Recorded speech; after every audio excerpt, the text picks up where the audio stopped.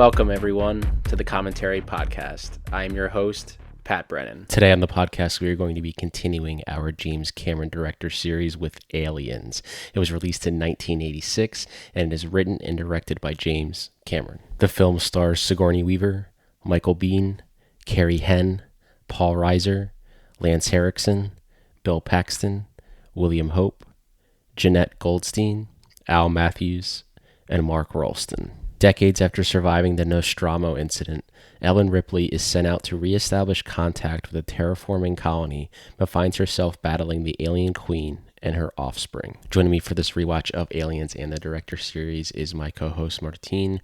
Vakash is going to be taking a little break from the pod for a bit, but he will be back in the future. As always, I will drop all of Martin's info in the episode description, so please go give him a follow and check him out. Now for this rewatch, we are going to be watching the theatrical cut of Aliens.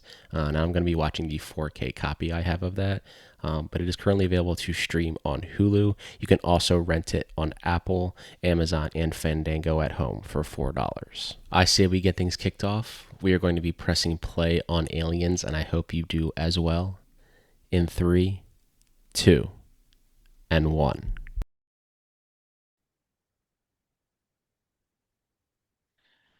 Oh shit. 20th Century Fox logo. We back. When was the last time we recorded? The last 3 time we weeks recorded, ago? I think, was right before Final Reckoning, and I remember because, well, the official release of Final Reckoning. Yeah. It's been a The minute. Good to be back. 20, it was like the 19th, 20th or 21st, I think. I want to say it was around there because I think that was whenever it was releasing finally. And we did take a small break because, first off, you went to Texas. I was in Texas, We rattling went to some cattle. Texas, got to hang out with Baja and our boy Tony. That I did. Hang with the peeps. One thing I noticed right off the bat about this movie that I notice every time for some reason is that watching Alien and watching this one is in a different aspect ratio. It is. Do you It's have in the 4K? I don't have the 4K, and you know what's crazy is I was right next to the Barnes and Noble at my work, and they have a 4K there, and I walk in there It's all the not time, and I think about getting it. it's not that bad of a transfer. Like, I know there's some You parts know, where you're like, I don't think it would be bad regardless, but the big thing is just for me, the only 4Ks that I got from that drop, the Cameron drop, was the True Lies one and the Abyss. hmm, The Abyss one looks great. I remember that. I have all three of Um, them. True Lies, I own it, but I haven't seen it since I got it. And it's the big thing is just I saw the pictures online. I'm scared to go back and watch it, but at the end of the day, it's the only way that you Yeah. can really watch it in the best quality. So it's kind of a Yeah, I double-edged think sword there. I think with a lot of I've noticed in the past couple years with physical media collectors is like they're so picky when it comes to like 4Ks. When it has like the slightest little thing that's like wrong with it, it's like, dude, it's like one shot. Like, I mean, I think it'd be different if it was like one shot, but with that one, it was like I was seeing like every other shot online that was just pictures like that it was driving me nuts.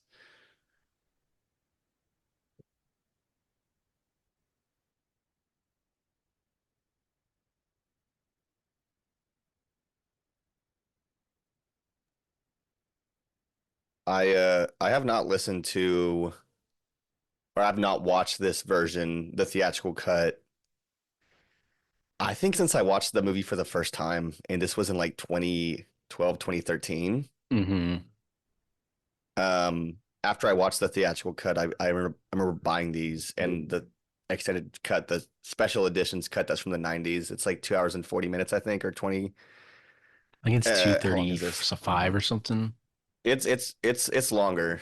I want to say it's like 230 or 240, but it is longer, and I have not watched the regular cut since. Um, I just watched the I watched the I guess it's a director's cut. They call it special edition, but I yeah, it's assume the it's same thing with Cameron's. the Ridley Scott one for the first one too. Yeah. I watched that like a couple days ago, so we'll see if I can remember what's not in it. What's in it? I feel like it's just a lot of the So plot. let me ask you, do you have that like quadrilogy set for the Alien series on Blu-ray? I do.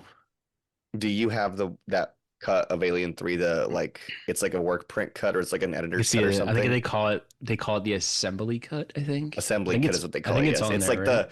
the VFX don't look as good, and then like there's just a lot of stuff that's edited in terms of like story, but I think it's a better movie. It's not like a huge difference, but it is a better Yeah. movie. It makes the story Um make more sense. I have always found it like rather interesting whenever you see like an assembly cut or an editor's cut on a movie because it's like this is a version that not many people are gonna see unless you like really want to see that version. Spider-Man 3, Hmm. funny enough, has like an editor's cut. Oh, really? Yeah, and it's not much different. The only thing, like, because in this movie ends, obviously they spoiler there, whatever. It's just Ripley and the kid, and then what's his face? They just go to sleep, and then in the opening of three, they just die. Like it's like, Yeah. what the fuck? Like they're like, Well, oh, you know they about crashed and they Alien died. 3? Alien 3 had like a teaser where like they had a teaser for it where they said that like Alien 3, the alien comes to Earth and that was the teaser. And then the movie Mm, had nothing to do with Earth. Like yeah, like there was just so much just working against that movie and I mean David so much studio Fincher, interference. And then in yeah, it's Resurrection, unfortunate. they're like, But what if she hey, I played mean basketball? Resurrection's crazy. I'm glad that we're only okay, so I think we've already done we didn't do Alien. I think we did something else, but we were talking about like going through some of the like other. Oh, this is a clean shot too of her like in the with the Earth like transition. Hmm. But I think we talked about doing like some Ridley Scott movies, and we were talking about like all the Alien movies in general, and I think we were saying that like Resurrection's one that we just don't want to watch again. Yeah, unless I'm like rewatching it because I have it in this set, but like if I didn't have I'm that the same set, way. Like when I probably Romulus came wouldn't own out, I it. rewatched all of them, and Resurrection was the hardest one to get through. And then I watched the Alien vs Predators, and I'm just like, yeah, Yeah, I rewatched those too. I'm good on these. Like, But yeah, I mean, funny enough, I feel like we're talking more about Alien, and it's like we're doing a Cameron episode, which crazy. We did the Terminator episode like what was it, February or March? I think so. Yeah. Well, we're back with Cameron. Picking up on the It director's was series. it was probably end of March or early April, maybe, It because might that's have when we been. I were might be like, stretching it. that was right the last thing we did before we did seven Mission Impossible movies. Yeah, which I had the bright idea of saying it live on the podcast, saying we should do all seven Mission Impossible movies and then just cramming all of them in like 2 weeks. And we did it. We did it. I'm glad we did it. Yeah, I was tired after that. I'm not gonna lie. It was pretty exhausting. Like that was one of those things where we were rewatching them and then just watching the movies immediately again after just to talk about them. But hey, we do it for Yeah. the view. We do it for the listeners. I think like I think when we got to seven, like halfway through, you could tell all three of us were just like not saying much To anymore. be fair, I mean, I was we like, did dude, I'm kind of just pull tired. seven apart. We really pulled it apart. If you go back and listen to that episode, we were really You were ripping we were it. cooking that movie. Yes, like we acknowledge like we did they did as good as they could, but we were cooking that movie for a minute. I know. If I can remember the ending, we were like kind of you were going in on it.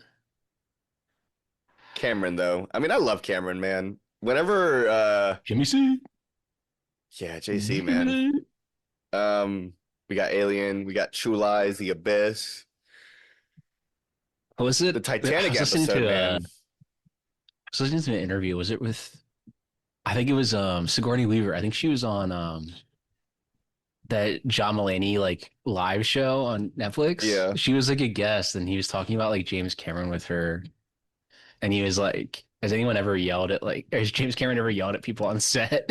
He's like, she was like, "Well, I mean, yeah, like any other director." But then, like, I think she said that someone tried to like change some of the dialogue, and she said that James Cameron just turned to him and said, "Oh, I'm sorry. Did you write the fucking script?"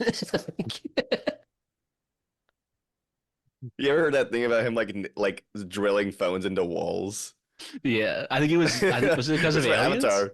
It was for I think Avatar. it was for Avatar. He was drilling phones into walls because I think he said that phones would go off and like it would ruin the shot, so he would grab their phone and drill it to a wall. And that was like flip phone at that time. Yeah, it's fun. I mean, I love him. You know what I mean? It's one of those things where I'd say like you can't dog on the guy, especially when he's making movies like this. It's kind of the same thing with like Christopher Nolan saying that he doesn't want chairs on sets. Yeah, I mean, I guess he's only Like, made hey like man, you make a movie like two. that, you let me know when you're gonna be bitching about not being able to sit down. Avatar: Fire and Ash will be his 10th film, and that is including Piranha 2: The Spawning. We're not talking about Piranha 2, so sorry if you're a listener and you're waiting for us to do it, but we're not doing Piranha 2. I have never seen it. Have you seen it? I've never seen it. I have. It's not amazing, It's but not good. It's not great, Bob. I'm excited. Nah, it's not. It's not bad. It's not good. It's got some moments where you kind of see some moments of like Cameron in there, but other than that, it's like it just doesn't feel like it's even him. Hmm. Um, but that being said, I mean the Titanic episode, I think I'm probably the most excited for, just to really just dive in. You know, Same. I think I said it before that I think Titanic's his best film I think overall. Titanic is probably his best film. From a I technical would have to standpoint, say, probably it's Titanic. I think I don't know. Avatar might be my favorite of his. Yeah, But I mean, it's tough, man, because Titanic is really damn good. especially like because everyone like dogs on the love story aspect of it, but I'm like, okay, whatever. But if you get to the second half of that movie when that ship is It sinking, picks like up, bro. that is like incredible filmmaking. Scorny's already worked with him, what, Aliens and then Avatars? That's it? She's worked with him on Aliens, Avatar, Avatar, The Way of Water. I think she's in Fire and Ash. I don't think she's in True Lies. It's been a minute since I've seen True Lies, and I don't think Yeah, same she's when I've in seen that. it. Yeah, she's in Fire and Ash. Have they started filming for? Probably not. I'm willing to bet they've probably already started filming Parts four, of or it. at least parts of it, Because I know that I think he said that they kind of it's filmed three so that it could be the ending in case like they bombed. which isn't going to But happen. It's not going no, to bomb. it's gonna be it's gonna be the probably fourth or fifth highest grossing film of all time, probably. I mean, everyone doubted the second movie, and it ended up doing really well Yeah. too. And it's like, I And that's don't the know what third world you highest guys are grossing movie of all living time. in where they're re-releasing Avatar and Avatar: The Way of Water, and they sell out every time when Yeah. they re-release them.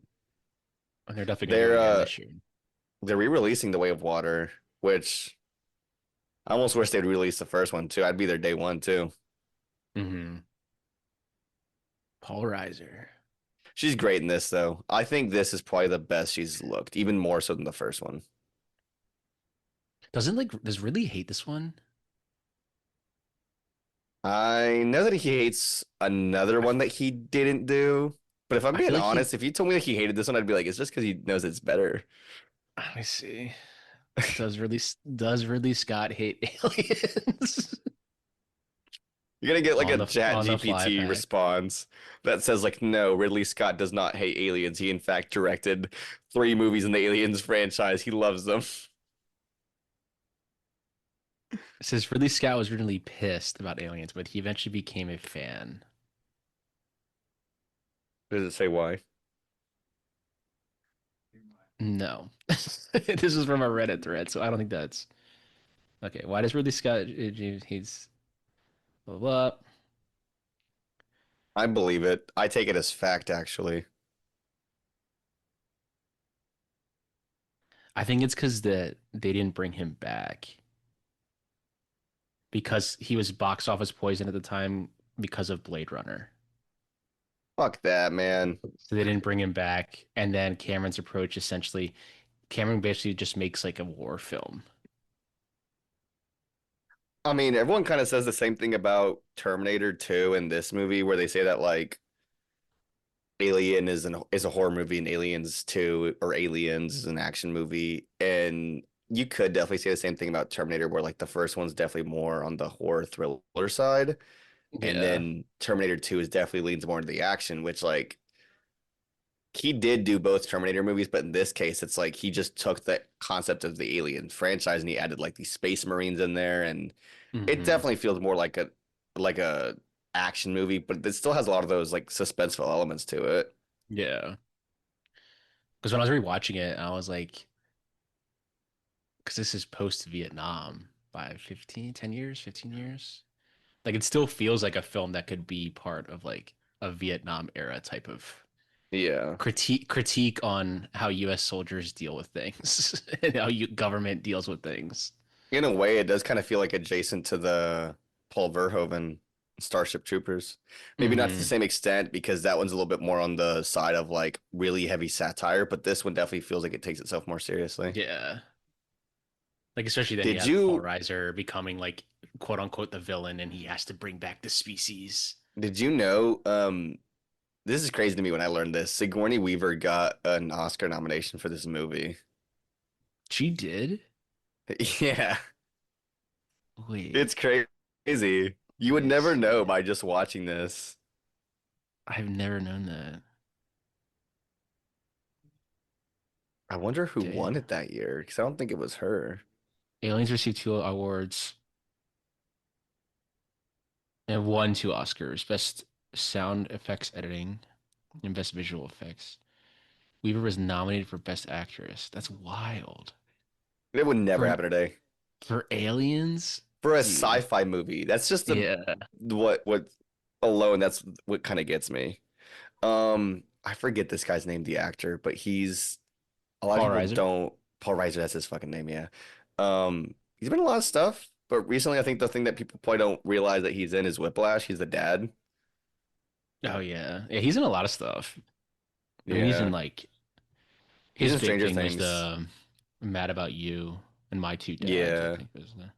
He's been in a few things, but I think the big thing that I kind of caught him in recently was Whiplash, and that's the last thing I think I've seen in him that was I was like I remember seeing it, I was He's in like, the "Oh, that's Paul Reiser." he's in the Beverly Hills Cop movies. What's her name? You know the girl that plays what's her name? Vasquez, Jeanette Goldstein. Hmm. She's in Terminator 2, she's the foster mom. Oh yeah. And you never recognize her by just watching it because she looks so Hmm. vastly different in both of them. And also Terminator she doesn't have as big of a role, but I mean, hey, she's there. She's in her IMDb profile photo is just this movie. It's just a Yeah. picture from Aliens, I know. I was looking at it Oh yeah, too. they have a. Oh, she's in Titanic. She's the lady that Oh, puts she's the. the one of the mom. She's the mom She's that gets like the she third drives with the class. kids. Yes, Yeah, she's the I one did that drives with not the know kids. It's that. crazy. I forget about that too. Whoa, that's fucking wild. I did not know that. She was also in Near Cameron, Dark Cameron, fucking with bro. Like Bigelow. She's, he chooses somebody he likes and he just keeps working with him. she was in Near Dark Respect. too with Bigelow. That's crazy. I did not know she was the lady in tights. That's fucking wild. My mind is just blown right now. She's in Clock Stoppers. Have you ever seen that movie? Clock stoppers. Yeah, Everyone Sigourney Weaver was in The Village. yeah. Actually, My brother played beer pong with her. a good piece of lore. Isn't she like in her like 70s? Yeah, so like my brother knew the guy where they shot The Village. It was another kid that went to our high school. It was on his land. So like Sigourney Weaver like would stay with them, then she became like friends with them over time. So she would like sometimes visit if she was in the area. And I think my brother just happened to be over one day. They were like playing beer She pong. is she is 76 years old. Damn. Yeah, she was just on John Mulaney's show. I need to watch that. Didn't he just have like a bunch of kids on Yeah, and he like fought them? he fought like three 14-year-olds.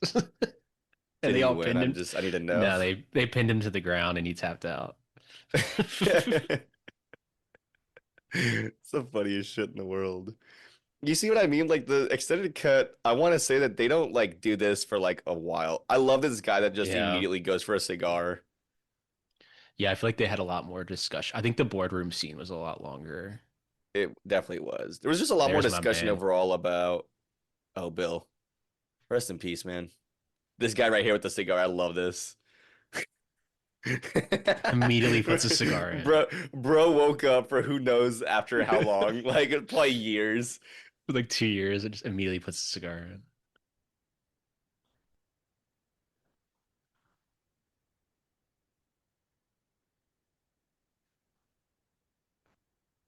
Yeah, because he used him in Terminator.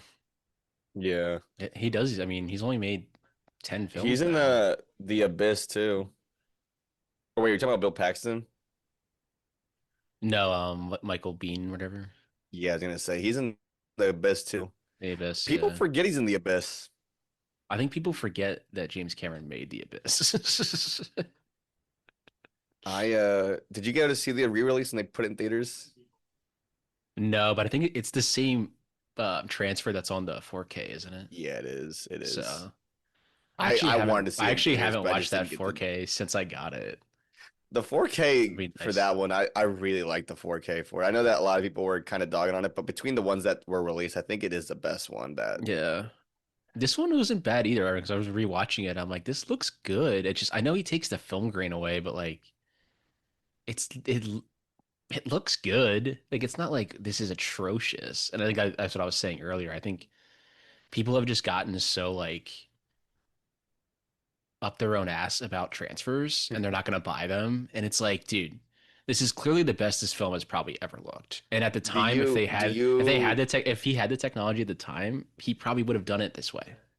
do Like you he would have made it find look that like this. like would you change your mind if they changed some of the color grading at all? Because I remember that that was quite a bit of I controversy mean, they for did that for the Twister 4K. They made like it's a lot more greener and it looks like yeah. overly green, but it's like Jan de Bont, I think over some of them oversaw it that worked on the movie. So it's like this is what they intended it for it to look like. They just didn't have it the technology to make it look like that way at the time.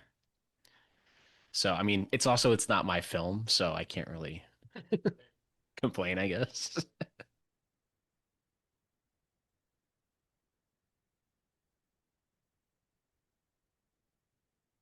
Um, what was I gonna say? There was, I mean, I guess my thing with something like that is too, is that like if it's kind of back to your point, if you're not the one making it and they prefer to make it a different color, it's them, I guess. But when you have audiences that are just used to seeing a movie a specific way for Yeah. years, I guess I I mean, could I had kind of this on sympathize with that.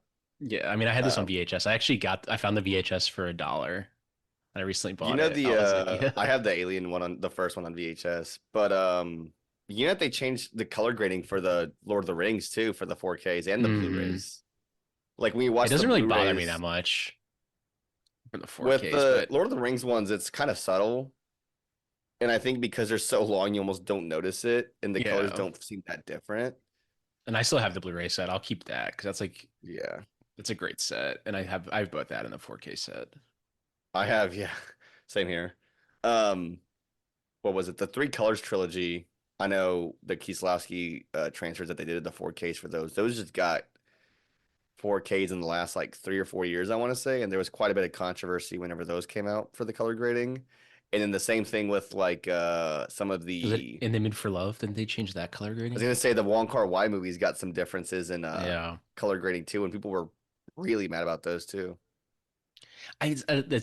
I get like both sides of it. I get like it has looked that way for so long, but then I get like the director being like, "Well, this is what I wanted it to look I like at wanted it, the I just couldn't do it time." at the time. Yeah, Yeah, so I see both sides of it. I haven't gotten the three colors. I still don't own that. Obviously, I've seen they're it, great but movies. I mean, I don't have the maybe I'll finally 4Ks.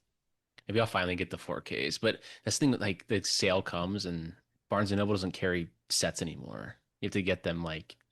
I think it But I mean, depends. Like I, there's Barnes and Noble that I go to, they carry like the smaller sets, like the trilogies, but they don't yeah, have they the don't carry bigger like sets. Fellini, like that Fellini set. Like they don't have The that big ass one, anymore. yeah. They Yeah. used to have them behind the register. You could go up and be like, I want to get Hmm. that.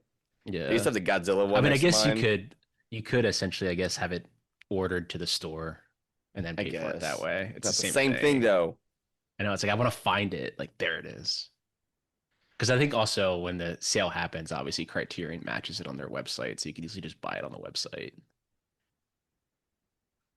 But that's not as fun. I want to find it in the wild. It's not as fun. I want to find it in the wild, yeah. But yeah, but For with me box personally, sets, I might like have to bite the. I'm I'm trying to get it's that weird Jacques Demy set. Yeah. It's weird to think about, but like sometimes I'll be like out in public and I'll like find a movie store and like I know I can buy it cheaper on like Amazon or something, but like being there in person is a whole different thing. It's like the I thrill of know. finding it.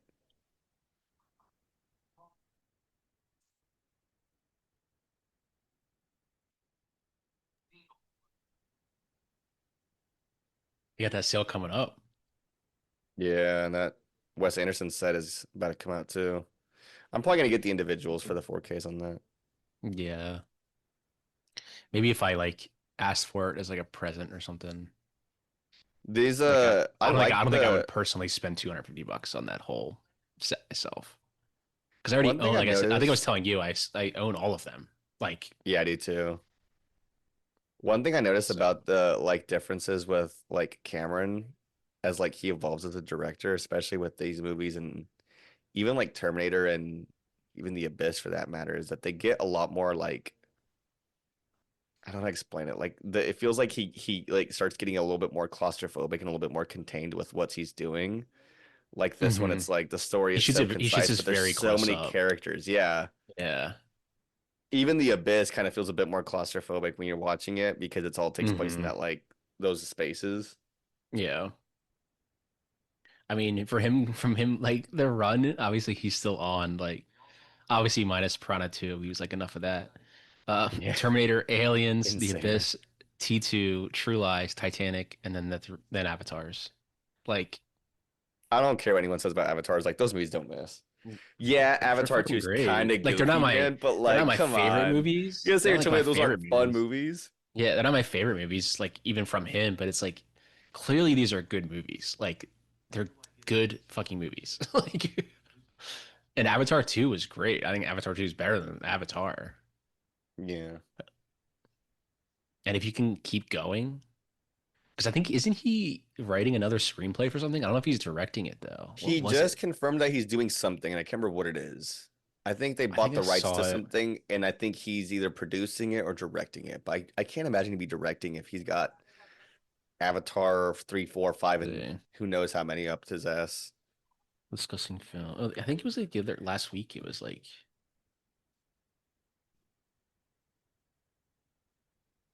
let's see. Of course, it doesn't pop up.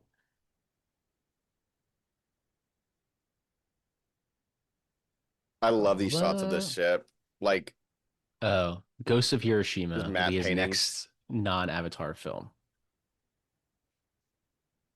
So he guess he's writing the script for that. Because I don't know, did he say that he after four he's like I might hand off the All I know is Avatar? that, like, with Avatar specifically, the last one was supposed to come out, what, a year ago? 2024? And they delayed it.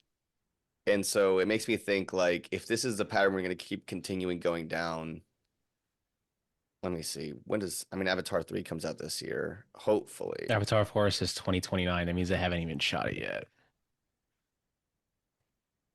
I don't think But I that's the think case. I think they may have already shot it, and I think they're just, say, or at least part of it. They were talking in an interview about how they were shooting parts of 4 because there's like flashback stuff. hmm. But I would imagine that Avatar 3 is probably going to feel like the end of a trilogy. So that way 4 and 5 are kind of their own thing. Yeah, it's scheduled for release December 21st, 2029. So here's my theory. If Avatar 4 is coming out 2029 and then Avatar 5 is 2031, then I can almost guarantee that he's probably gonna have to give it to someone to do. At least Yeah. part of it anyway. Because he's already really old. And They then basically these machines right here are basically in Avatar. they are. I mean, they're like you can honestly like look at this as the same world and it does not change anything. Yeah. Like you can see like at the same time this is going on, they're fucking on the Avatar planet. He has the same shots as this ship, like going over the planet in Avatar 2. Like he has the exact same types of shots, and the funny thing is that you see the shot of that ship, and it's like clearly painted out. You Hmm. can see the like the clear lines of it being cut out, but also it's so interesting to think about like 2009, 2022, whenever Avatar Way of Water came out, like the shots just look so much more developed. Like we've talked about it before, but watching a director's style evolve from like their very early work to now and seeing the technology that's evolved, but also their style and their like distinct look to their movies, it's so cool. Mm-hmm. Because he has shots like this too in Avatar where like you see them in like the hangar or something and the camera's moving to just show you the space and the technology, and then it kind of like finishes on one person as they're walking or something. Bro, it's Tumblr. He's so cool, man. I fucking love Cameron. I love how he just wears those like racing long sleeves now. That's all he I know they're like wears. Fox, like Yeah. That's like his he entire fucking loves wearing wardrobe. them, bro. The dude just explores the depths of the sea. Have you ever seen the South Park episode where James Cameron's in it and they need to raise the bar that's at the end of the bottom of the ocean? And James Cameron goes down and they play the James Cameron theme song. I've You've never not seen seen it? it. I'll have to send you the clip. It's so fucking funny. Um, I mean, you obviously know that story about like James Cameron being like underwater when 9/11 happened. And there's Just a looking at the video of Titanic. there's a yeah, like he was just playing around with the Titanic. And there's a video where he comes out of the water and Bill Paxton is talking to him and he's like telling him he's like they're calling it the worst man-made or the worst disaster in human history, Jim. And he's just sitting there like, "Oh my God." Like he was down there for hours. Literally had no idea that it was happening. Yeah, because him It's and Bill so funny. Paxton became like best They were friends. really close. They were really fucking Yeah. close, man. And I guess we can talk about the Titanic alternate ending when we watch Titanic, which is certainly something. That was my first viral Twitter video was the Titanic alternate ending. I posted it. Oh, like how the ending like changes everything completely. Like you've seen the alternate ending, right? Yeah. She like Yeah. Doesn't throw it over, and then they're like talking to her. They all just like awkwardly start laughing. It's like, what is going on right now? Yeah, it's just like so like military, he's always had a thing for like having like how do I explain it? Like critiquing the showing military. like critiquing the military, but also showing how fucking cool it looks. It's Yeah. hard to like sit here and be like, because I'm not pro-military. I definitely think that there's a use for it. I don't think I'm completely anti-military Hmm. either. But part of me does think to myself, like, man, this shit looks cool as fuck. Yeah. Well, I think it's supposed to show like in the beginning, like they're all so tough and they're all like, look at like she's trying to warn them, like, hey, you shouldn't do this stuff. There's fucking aliens there. I've already interacted with them. And they're like, shut Yeah. up. Who cares? Look at us. We got fucking machine guns. And then when they finally get there, they're like, oh shit, she's right. Like Well, like they also one thing I noticed because it's weird to watch something like this knowing that there's a director's cut or the special edition. I'm just gonna call it director's cut from now on. I don't care. Mhm. But whenever you're watching a movie and you've seen the theatrical cut and then you watch the director's cut, you're like, oh, this wasn't in the original cut. So when you're watching it the other way, where it's director's cut then theatrical, you forget what's not there. And I just remembered that they don't show that Newt's family was in there. Mm. The whole idea was that like they show the ship earlier in the movie too. And I think the whole thing was that like her family went in to go see if they could find anything or something like that, and then she got trapped in there, but they never showed it. Yeah. It's weird seeing the theatrical cut without knowing the context. It's, you know, they're like, you got to trim it down. It's too long. I mean, I don't know, man. I see that and I get it where they're coming from the studios and shit, but at the same time, part of me is just like, how do you watch a movie that good and think like, yeah, cut it down? Yeah. Because when I started The the director's cut is so special much better. edition, or the director's started it, like it had like a 30-second James Cameron intro from like 1999. And he was like, "Yeah, I this is miss the this. actual." He was like, "This is the actual intended cut of the movie, how it was supposed to be seen, the special edition." So that's like, There, if funny he was to say enough, watch anything, watch the special edition, which I don't think is streaming anywhere. Hence why we're watching the theatrical cut. if you can watch the director's cut though, when you're listening to this, and you're interested, definitely watch the director's cut if you can. It's on a Blu-ray. You can find it with a box set. You can probably find the director's cut online somewhere, You but probably find it somewhere, yeah. But whenever I think it's it, on like a Netflix or yeah, they're it's just not going gonna to be have the streaming. theatrical, yeah, Get the 4K for it. it's true. Get the You have 4K. the 4K. Does the 4K have the director's cut in 4K, or is it just the Yes, it theatrical? does. Okay, Has them so both. Has them maybe both in maybe 4K. maybe tomorrow I walk into that Barnes and Noble and I buy that 4K, the oversized You price or might. the overpriced What was the price Blu-ray there that they for it? sell. You know, it's crazy because Barnes and Noble's weird about their stuff. Like their stuff is so much more expensive for some reason. On Like the same Blu-ray will be like $15 on Amazon. You'll get it at Barnes and Noble for like 25, Yeah, maybe 30. I think it's just, someone actually pointed it out to me. They're like, because it technically the listing price for on Amazon is 34.99, but it's on sale for 24.99. They're basically saying that um, Amazon is always on sale, but Barnes and Noble will go by the MSRP price. So at Barnes and Noble, it'll be 34.99. That's what I mean. And they do have this thing where they do sales and they do give it like a certain percentage Yeah, off, but then you compare the prices on Amazon and you're just sitting in the store like, I'm just gonna order this on Amazon. yeah. It sucks. I don't want to support Bezos more than I have to, but it's the only way that's like accessible now, Especially now that unless Best you Buy is have, no yeah. longer selling anything, and Target's no longer selling anything. Best Buy, you used Walmart to be able to basically like sells price match stuff. DVDs. So even if Amazon had them, you could price Yeah, you match could them go there. say like Walmart, there's at Best Buy it was $30 opening day, and Amazon had it for 24. You'd get it for 24. Walmart is probably the biggest retailer when it comes to physical media for like a big box retail store. But the problem is they never like put their stuff out. Like they just don't fill their shelves, and it makes it annoying to want to talk to somebody and say like, Yeah, "Hey, can you grab this in the back for me?" And they don't want to do it. It's so clear that they don't want to do it. So it's like, I don't, I'm just gonna order this online, man. and they majority they majority carry like DVDs mainly.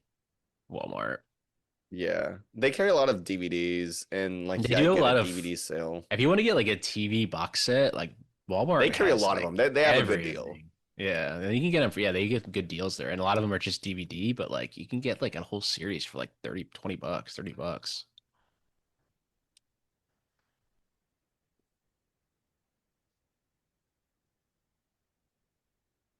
Like I was watching like these scenes and I'm like, damn, this is like literally like a has a Vietnam feel Yeah, to me. it feels like you're watching like something from the 70s or 80s, like almost like Apocalypse Now to an extent. Yeah. And I'm not when did and Full Metal Jacket was the next year. Damn, that's been a good year for anybody. Honestly, do you think if it was like that year, those few years, me and you would be friends and we would just be like going to see these every week? Dude, I mean the I couldn't imagine. I mean, obviously We'd was be born like in the film snobs '92, talking but about stuff. We'd be like, we're gonna drive an extra 40 minutes just to watch it on 70 mil. Fuck this yeah, 35 shit. dude, I feel like growing up in like the '80s and watching all these movies like on the big screen like during the summer was probably fucking awesome. Back you had Back to the Future, Aliens, Raiders of the Time to Lost be Ark. alive. Time to be alive. I mean, the '90s we had good shit, but like yeah, I feel like growing up in the '80s was just like a different vibe, It was like a point in time where like which I guess is like the vibe of technology was Stranger advancing Things. so quickly.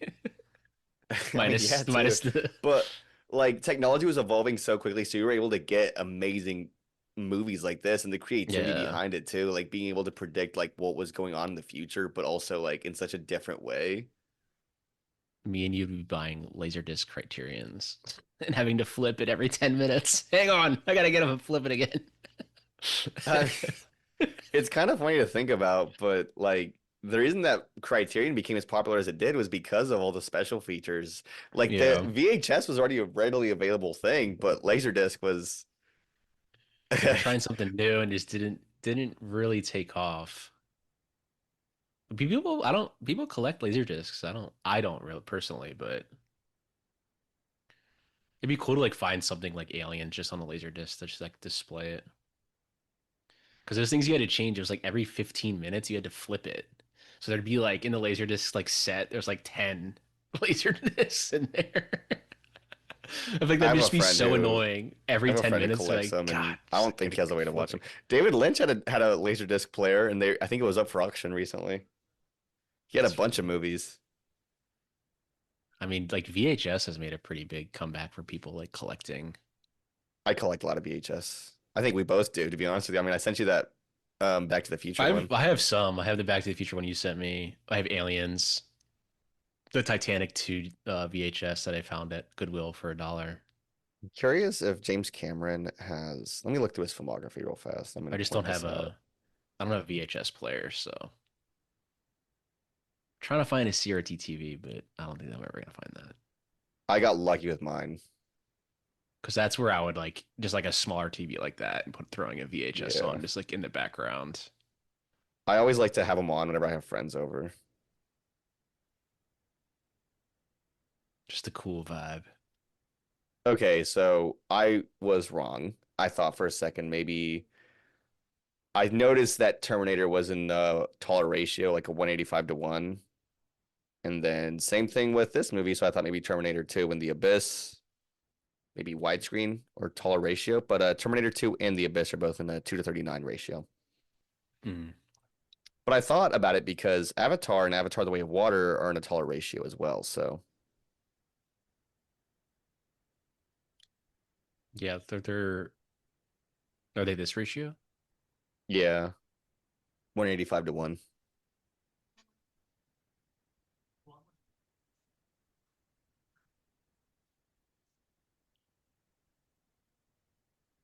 But those are the only two I really checked because immediately The Abyss kind of debunked that theory. Mm. Yeah, you said Terminator was this one, 185. Terminator 1 is, Terminator Terminator 2 2 is is 239. 239. So it's Yeah, a wider ratio, which makes sense. Makes sense. It's a bigger scope, it's a bigger movie. yeah. It's 1991, Mm. 2, 90. When did they come out? James Cameron. The fuck is it? I've gone too far. 91. Ha, was right. That's wild. Titanic 1997, and then 12 years later, he made another movie. That's hard. He takes his time with movies, bro. Like that's what I like Yeah. about the guy is that he doesn't like in the time that he's what is this? Like 10 movies that he's made? The 10th will 12? be Fire and Ash. 10th will be Fire and Ash. How many Guy Ritchie movies have we seen in that time? Talking about the Fountain of Youth, bro. Let's look at how many movies Guy Ritchie's made because he's the first person I think about that just pumps them out. So we've got 2024, 2023, 2023, 2021. Since 2000, we're gonna actually look from the beginning. 1998. One, two.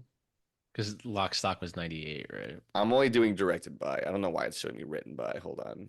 He's okay. 39 projects. This is full of shit. There's no way.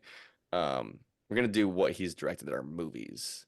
Music videos don't count. Okay, so we got one, two. Is this a full feature?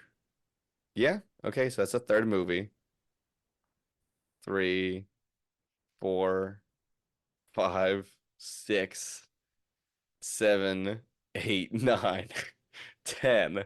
We're already at 2019, 11, 12, 13, 14, 15, 16, 17. He's done 17 movies, and half of them were like the last 5 years. James Cameron's done 9. But how many movies can you say that Guy Ritchie's made? And actually, here's a better question. How many of those movies can you like talk about and be like, yeah, shit bangs, Let me the way that see. this movie does? Let me see. I think Lock, Stock, and Two Smoking Lock, Stock, Barrels. Snatch. Snatch, Man from Uncle, maybe Yeah, I like Sherlock Man from Holmes, and Uncle. even then, it's After like the Man from Uncle, it gets pretty.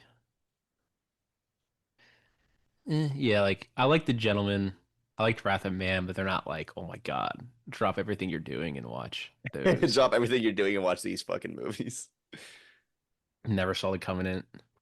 Like the Ministry of a Gentlemanly Warfare. Like I liked it. Like it's entertaining, but like I forget it exists unless I see a poster of it. I'm gonna be 1,000% honest. I see Guy Ritchie's name attached to movies sometimes now, and I'm just like, no, I mean, like immediately, I'm like, I no. have not watched. I have not watched The Fountain of Youth. I hope Baja's listening to this episode. Does she hate Guy Ritchie? No, she likes Snatch though. Snatch is good. Snatch is good. Snatch is good. I I mean, his respect first I two movies are respect that really one, Baja, good. but Lock, not Stock, and Snatch. not the what was it called, like the Ministry of Ungentlemanly Only Warfare. Warfare. You don't like Aladdin, bro? Fuck Aladdin, man. You don't like King Arthur, or it was just Guy Ritchie like snorting cocaine and making a King Arthur movie?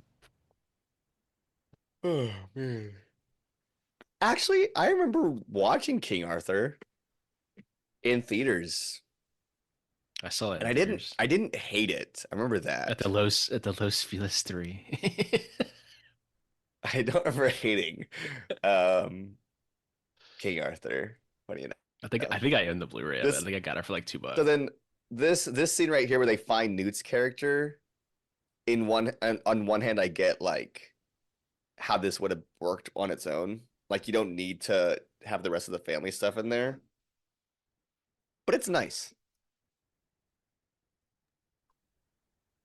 Yeah, yeah. I see what you're saying. Like you don't really. It's just like, oh, there was a kid here. That's it. It doesn't really change the story much. It just kind of adds to like how It she works. got It there. works either way. It works either way. Yeah. Because it obviously the audience member would just infer like, oh, she's been surviving here. Got it. He does point that out too. He's like game over, man, and he says like she's been here for like 2 months by herself with no food or water. Yeah. He's like, then put her in charge. Bill Paxton. Yeah, Freaking out. like put her in charge then.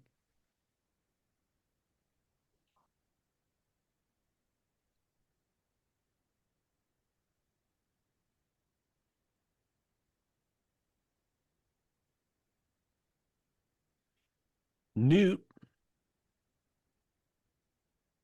basically her daughter. No. Basically, hit daughter, yeah. Well, the whole idea too with this thing is that like the extended cut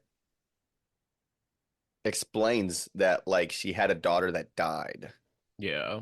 Oh yeah, they didn't And talk the about that in director's this, did they? cut does, or the theatrical cut doesn't really even mention it, let alone Yeah. talk about it. Which, like, part of me really likes that in the director's cut because I think it adds a lot more depth to the thing with like her, like it's It not her adds to their daughter, connection more. It adds to their but that's connection. the connection though. Is Yeah. the is that you kind of feel for her where she's like, especially that line where she says like, "Get away from her, you bitch!" Like you immediately feel Yeah. that sense of like, "Yes, mom, like go for her." But Hmm.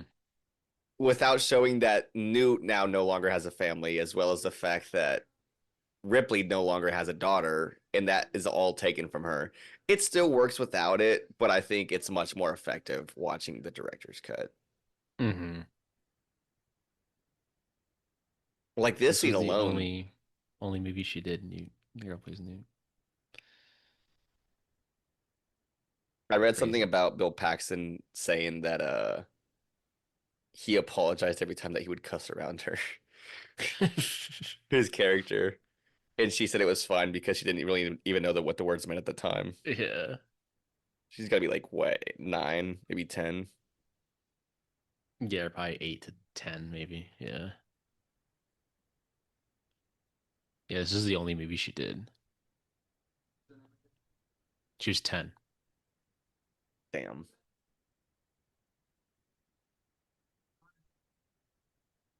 Damn, if that was the only movie you did, just I did Aliens. I was in Aliens. Now I'm like a lawyer. You're a lawyer now? I wanted to do lawyering. Lawyering. It was like the Goonies. Like, what's this? The guy who plays Chunk is like an entertainment lawyer, so he's like that entire cast's lawyer now. Like he's like Josh Brolin's lawyer too.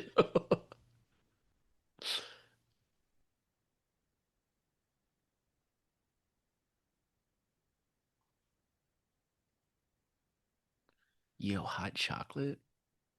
I could fuck up some hot chocolate. We should pause the pod, go get some hot chocolate. We'll be right back in like 2 hours. We'll be back. Pause the episode. I did order some Taco Bell, so I'm a little munching away on it. Munching away at some Tico Ball. Some Taco Ball, Tico Ball. the Holy I call Land. it Tico Ball. There's something about Taco Bell that it rolls off the tongue. You could say Tico Ball and it makes sense.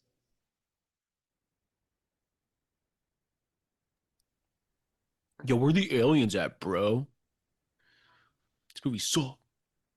This movie sucks. There's no aliens. 1 star. Took too long. You know, have you seen that thing on, I think it was on Twitter the other day that I saw there was like a picture of someone who had just logged on Letterbox like the first Alien. It said, "Good movie. I wish there was more than one alien." And then they logged the second one and it said, "Yo." It's like I guess the story of James Cameron just raining aliens with the money Dollar sign. sign. Everyone's heard that story. I don't think it's true. I don't But think it's ever been confirmed yet. I mean the same thing was happening with Sinners whenever it came out in theaters. Everybody was saying like that's how he pitched it to them, was he put the S Sinners. at the end with like a bunch of dollar signs. Drops the marker, walks away. They're like, holy shit. They're like, holy shit, this guy knows. It's kind of wild that they essentially fired Ridley Scott because of Blade Runner. I mean, it sounds ridiculous now that we think like we're talking about it, it sounds But at the ridiculous time, because it's like yeah, it's Ridley Scott, but then you hear stories about people in like Hollywood now where like they were signed on to do like a Star Wars movie, a Jurassic Park movie, whatever it might be, and then they do one movie that just immediately like not good. not Bombs, like or not yeah, not necessarily not good, but not good, just but bombs. Like bombs. doesn't make Yeah, any money, and then everybody's like, yeah, they're not doing Star Wars anymore. Like it yeah. sucks to say that, but like it happens all the time. hmm It's always happened. And it's like that movie that they did that bombed had nothing to do with them. It had to do with the studio Well, it's even not like promoting their shit. it's even like Spielberg because he did Jaws, then Jaws is his third film, and the Close Encounters, and he did 1941, which bombed critically and financially. So they're like, "Oh, this guy's done. He's over. Who's This the next guy's director?" Dunzo. And then he makes fucking E.T. and then Raiders of the Lost Ark. Oh, Ridley he's back. Scott has never been like the kind of director that's very like consistent. I think he has mostly movies that kind of hit, but when he has a stinker, like he has a stinker, bro. Yeah, It's like there's nothing that's like inherently Gladiator like 2. terrible about his movies, like the ones that are bad, but it's the ones that are bad that are like they stick out like a sore thumb, and it's It's just because yeah, the it's really movies that he weird what has he'll are do. so good. Yeah, it'll be like Thelma and Louise and Alien. Then he's like, "Here's I don't know, like The Gladiator Counselor. 2, The Where Counselor." Like then he'll make The Last Duel, and you're like, dude, I mean, this dude's the got fuck was this? something Yeah, there. you're like, where was this, bro? Yeah.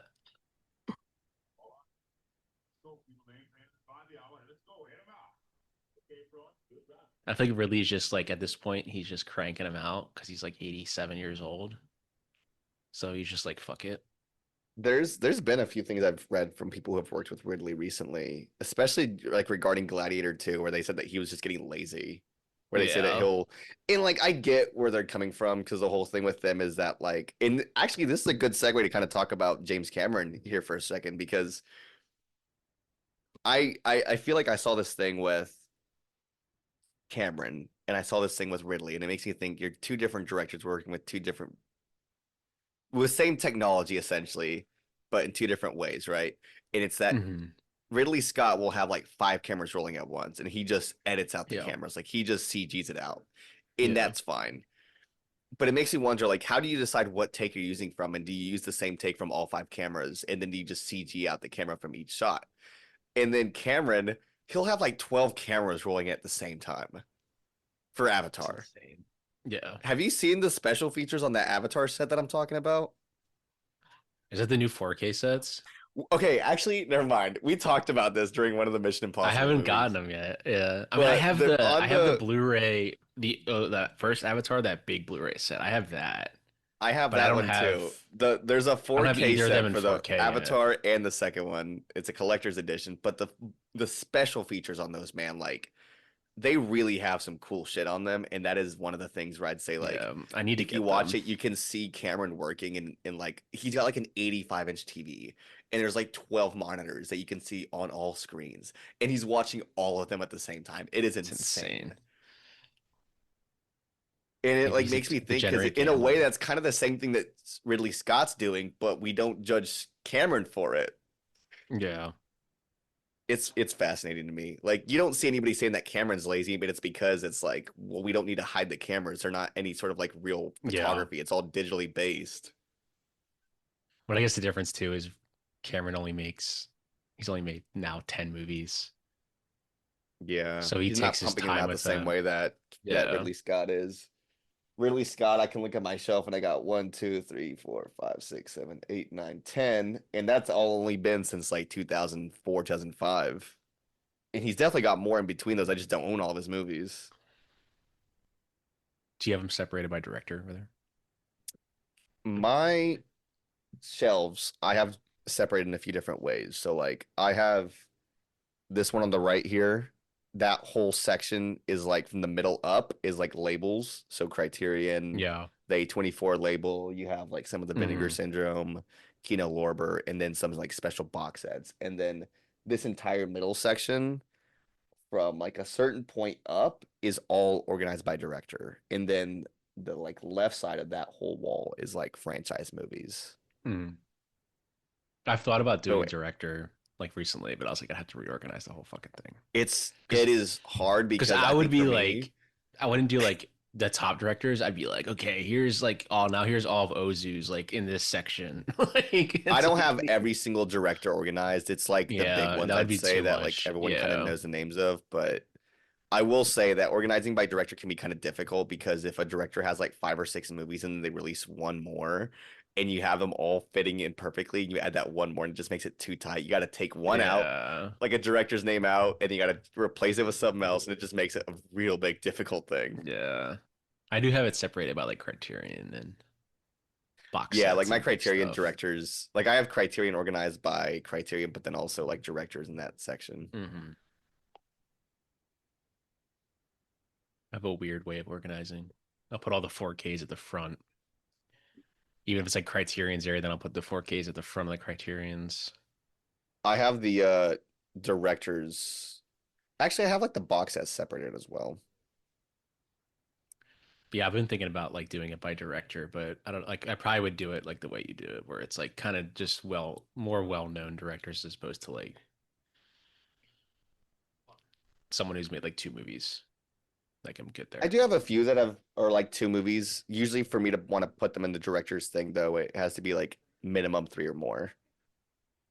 Yeah. I guess if it was like a And then there's Jordan some directors Peele I'd say like I putting them have two in there, together. and I'm like, all right, you deserve to be in there, big dog. You've had two bangers. Yeah. Like Jordan Peele. Yeah. I mean, he's got three in there, and then I got Cameron will Mike be Mills in easy. there. He's definitely made more than two, but I only have two of his movies. And then like Yeah. Brandon Cronenberg, I have two in there. Hmm. Cameron would be easy. Like, need nine right now. Well, I guess eight, not including Piranha 2. So you're Can I good. put Piranha 2 in there? I mean, he doesn't even consider that his first film. He says You he know what's considers funny it though is that like Terminator. with Aliens, I don't have that with the Cameron section. I have that one with the Alien section and like the franchises. Mm. Because yeah, because then it's like at that point you're like, do I separate this? Because then people will be like, If do you it's have a franchise, aliens? I And then will you're like, put well, it's it over with the here. franchise. And I can always just be Yeah, like, the reason I have it with over here is because this one has Cameron, this one has Ridley Scott, this one has Fincher. So as much as I'd love to separate them, I just can't. It's part of a yeah, franchise. But then also gives me more space to work with. it's true. I love the look of this like nest because with like the first Alien, you could see it, but it's like they don't really show much of like the like this, like Mm-hmm. the people like bodies like hung up and Yeah. everything. And you're like, oh shit. I mean, it's been an hour now. Still no alien. Where's the alien, Yeah. bro? Honestly, if this was released now, nobody would like it would be like it takes like an hour to see the aliens. Yeah. They just complain. I mean, the director's cut, this has already got to be like an hour, more than an hour in. Because Yeah. I feel like all the At this stuff in the point. second half is pretty similar. Like, I don't think there's much changes in the second half, but the first hour, there's all the stuff with the family. There's the boardroom thing, and that took a Because little bit this is what, longer. 2 hours, 18 minutes? 2 hours, 17? I think the director's cut's like 2:35. I'm looking at it right now. 2:34. You were pretty close. Damn. Because I just watched it like a couple days ago. I mean, that's including credits too, so. Yeah, they were just showing Hey, these at the hey man, you Plaza Theater good? that theater I go to all the time.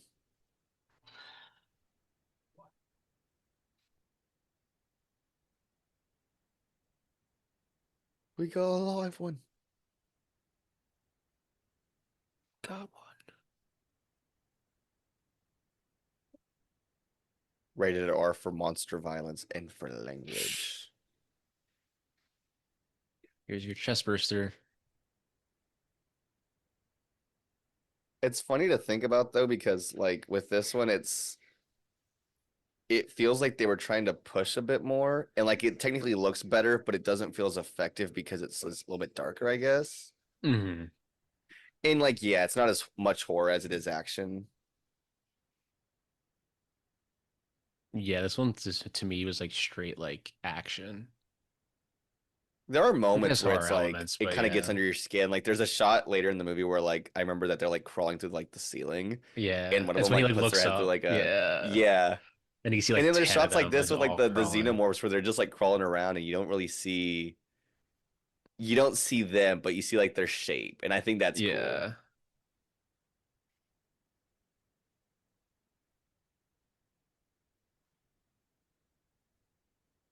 And they're right above you, bro. Some damn good lighting in there. They still make them like they used to, bro. There's a Light thing up. with her headpiece that Ripley has on watch where it like changes. It's like they cut back and the earpiece like either disappears or it's from like it's in like a different spot. Oh, I like remember I noticed it last time I messed watched up. it. Like it flipped to the So other I think it's side. that it's either hanging from her ear or she's like holding onto it or something. Like it Hmm. moves. Continuity era. It's a different time, man. Just lights him on fire. It's fucking. I'm sure you've seen that picture of the that guy that's like wearing the xenomorph suit where he's Yeah, like yeah. on Just break like and he's like bent yeah. over. He's just probably sitting down. It's the funniest picture ever. probably sweating his ass off. I love that picture.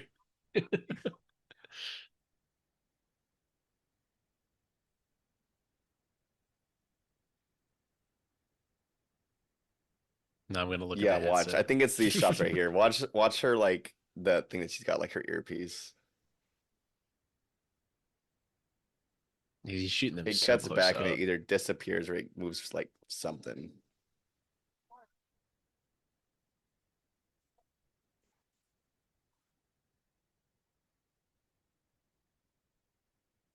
The score kind of has like a Terminator score. It does. Like the sound of like metal like banging. Yeah.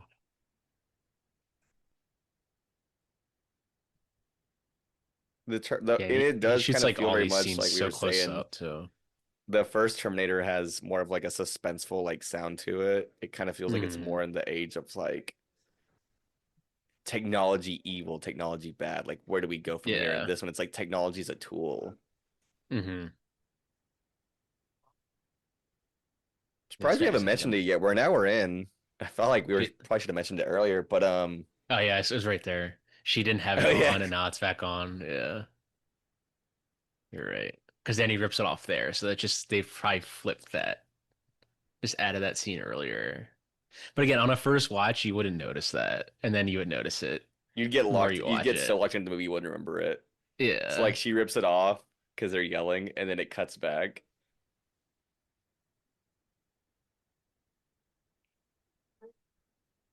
and then I more want to say suspense. it's You the you shot. shoot the action through the.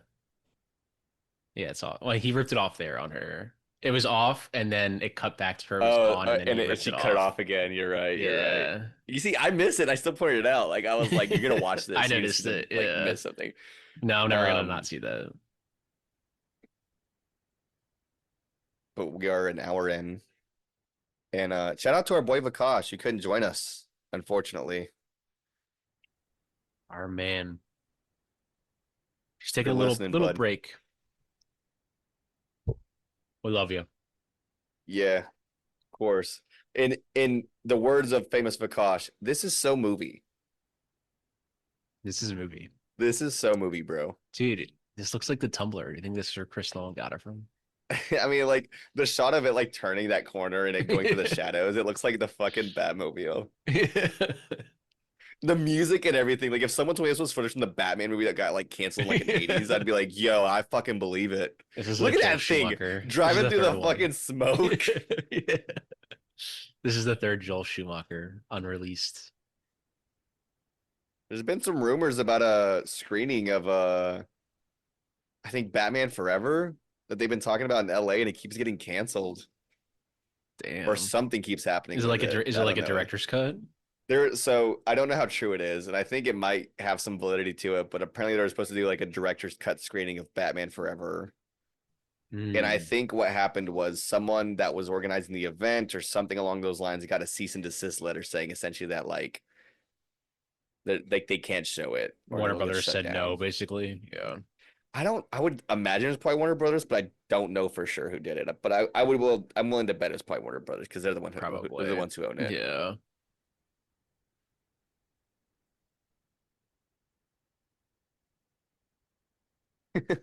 The shot of like the blood just spraying them, Yeah. and then like cutting to that guy's face like burnt by the acid. It's so quick, but it works so Hmm. well.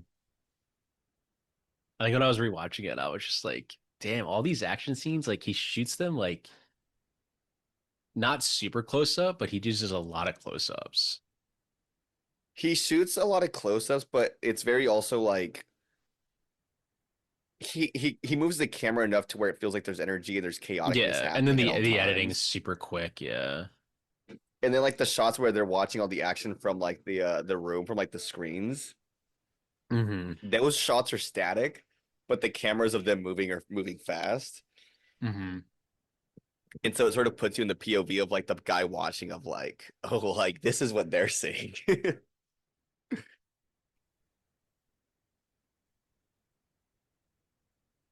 I'd be like, you fucking listen to me now, huh? I told you all this shit would happen. Dead straight up. And now look what happened. We're stuck here. You do get stuck there.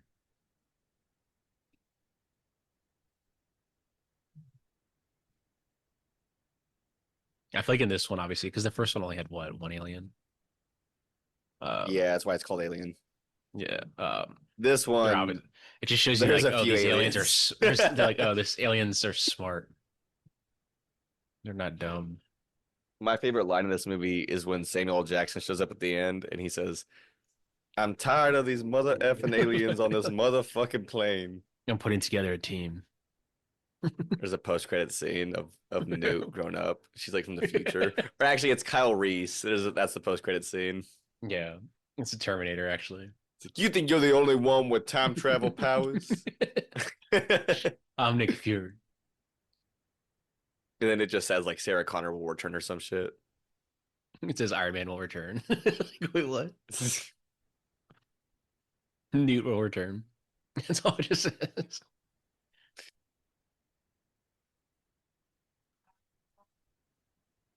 Bill Paxton. He's so good in this. Uh-huh.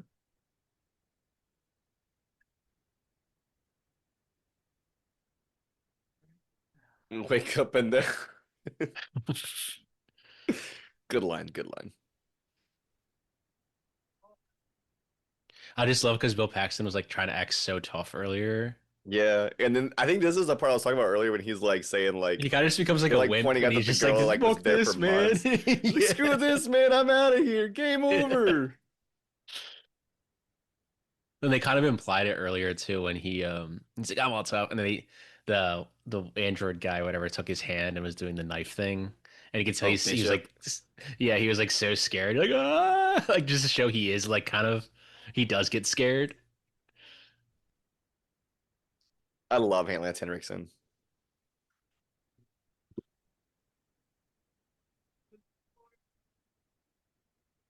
He's just bug out cold, even okay.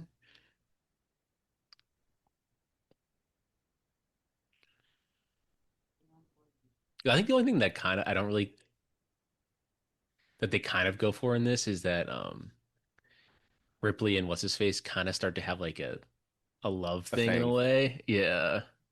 No, they Which is definitely like do. They which try is to like I echo kind it of in feel like Alien Resur or not Alien Resurrection, but Romulus a little bit, like that moment where he gives her the yeah. gun.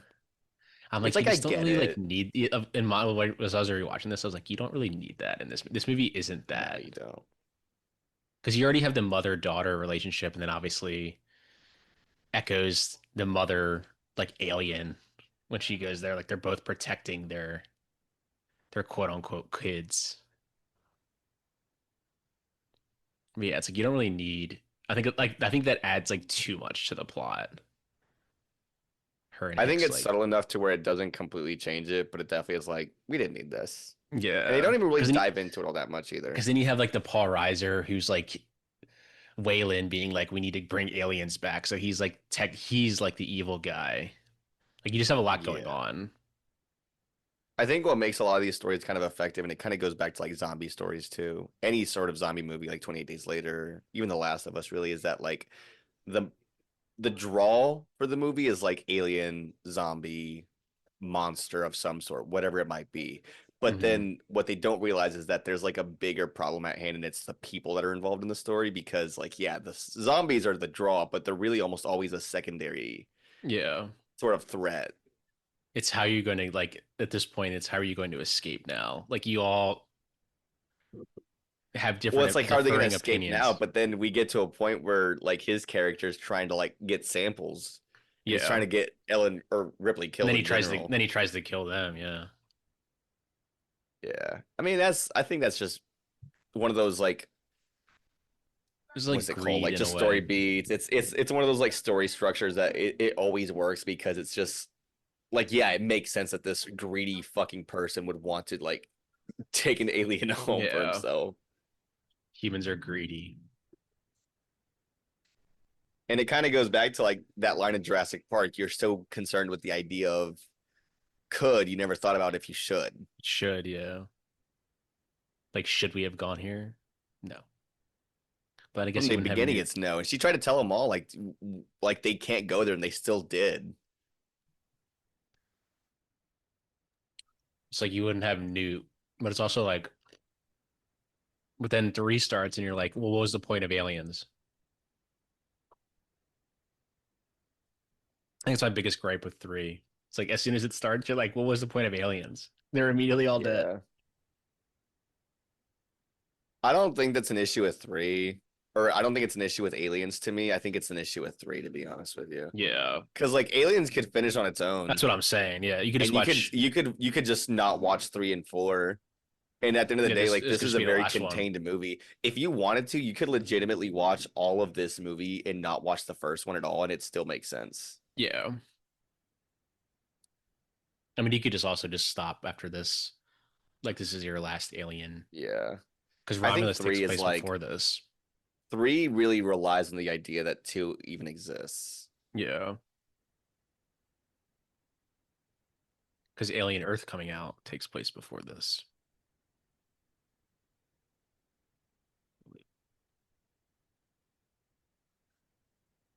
A lot of Alien stuff though. You reckon we're gonna see an Alien versus Predator resurgence, like a new one? I feel like they're kind of implying that they're trying to make them in the same universe. Yeah. Especially with like there's like all these new Predator stuff coming out, all the new aliens, Hmm. like the Alien franchise is sort of having a resurgence. Oh, there it is. Yeah.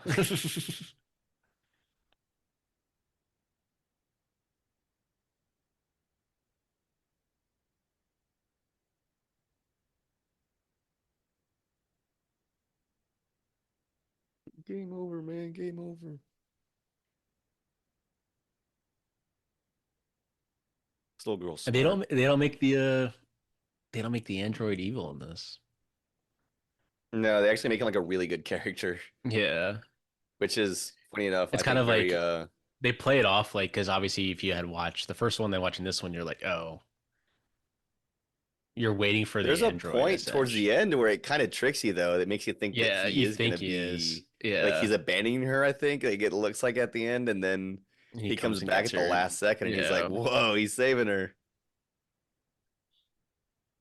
Then he just gets like ripped in half and like thrown like by the mother alien. Yeah. I mean she saves him though. He saves Newt as his I like think he half saves body's both like of torn them. off.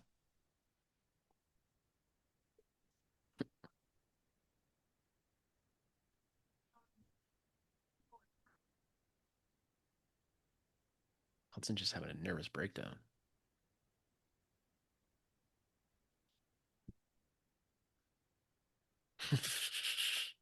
There The it is. salute, that's great. Why don't you put her in charge? Why don't you put her in charge? Because she just was quiet and just stayed in one area. That's definitely why.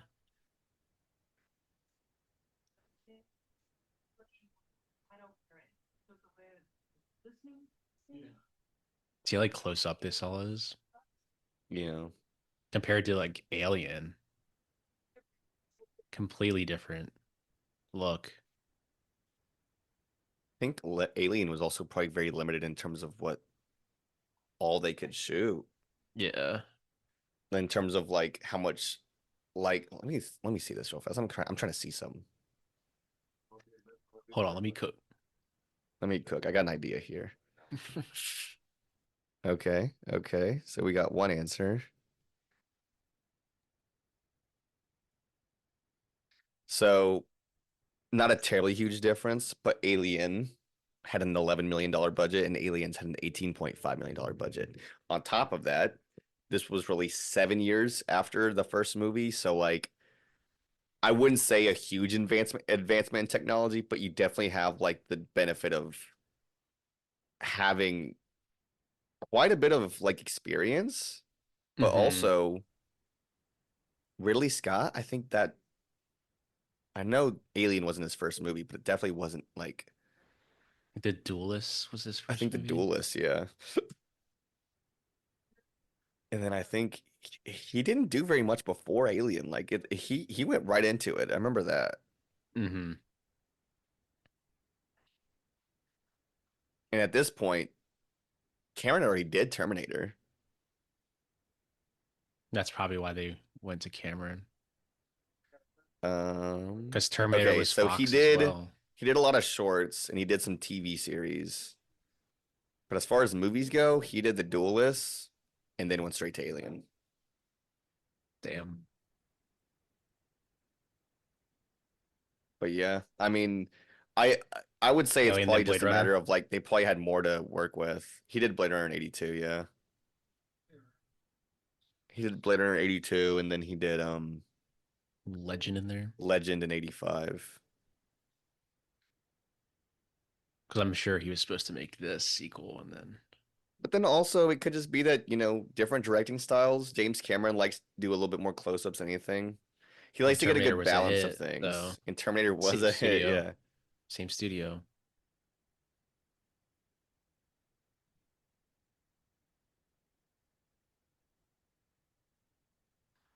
I'm gonna kill you now.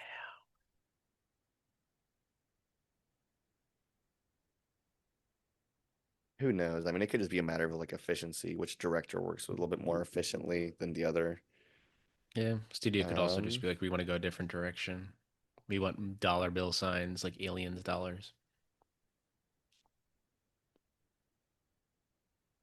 Because I feel like if Ridley Scott had made this, it would not be like this actiony. No, 1,000% it wouldn't. He makes it medieval. They have swords.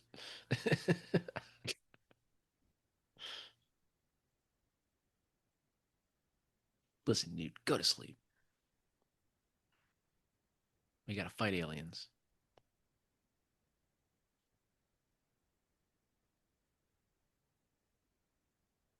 And he was doing just fine without you guys. She's like, you guys are actually dragging me down. Yeah. You guys are actually slowing me the Actually, fuck I'm down. So gonna I need go you guys back to to my leave. little like vent because you guys kind of suck. I was here. She's like, I was here for 2 weeks. No one said a fucking word. You guys Yeah. show up and 5 people die. Yeah, me and the aliens were fine. We crossed paths, like we just kind of did a head nod and like walked away. Like, You guys lose 5 people in 2 days. What does that yeah. say?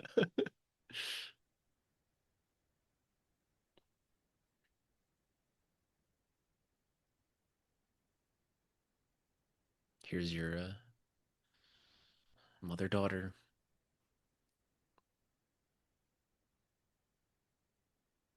Oof, Yeah. look at that. Look at that light.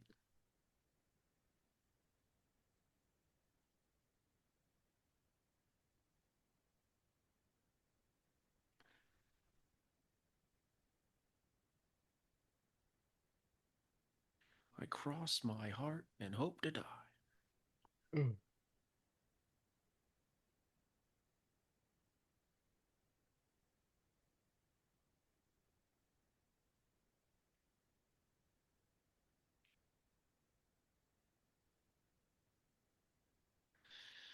Guess what? Paul Reiser's gonna be like, nuh-uh. It's hard for me to like tell what's gonna happen next because I never know if the next scene's gonna get cut. So I can't be Hmm. like, oh yeah, this is the scene where this guy does this exact thing. Because guess what? The last time I thought that, it got cut. Yeah. This is fun though. It kind of feels like I'm watching a version of a movie that doesn't exist. Or like someone got offended by. I'm watching on Hmm. cable, actually. Like the aspect ratio changed. Full screen. I used to hate watching movies on TV because they would always be like blown up. Yeah, commercials every 7 minutes. And I said it before on the pod, but customers asking me like, why has it got black bars on top and bottom? I just want to be like, I Because that's the way it's want to supposed to punch him in look. the face. I'm like, get out of here. Leave right now.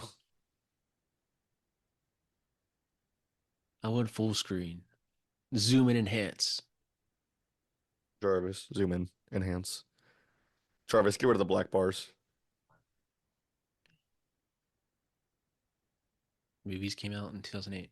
That's when they started.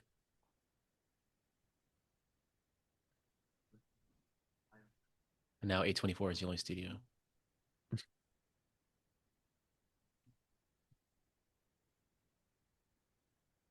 This guy's so greedy. You're crazy, Burke. You Do you can know the really story tell in this about? shot. In this shot, you can really tell the fixing on the 4K, the way that Sigourney Weaver looks. He like takes away a Oh, lot like of the digital noise. I mean, there's a lot of digital noise yeah. right here. I'm seeing it. Hmm. Um, Really you know the story smooth. about H.R. Geiger at the airport and how he got like held up because of the alien stuff? Mm. Let me see if I can get all the details here because I don't want to misspeak. Um, if I remember correctly. Oh, there it is. Yeah.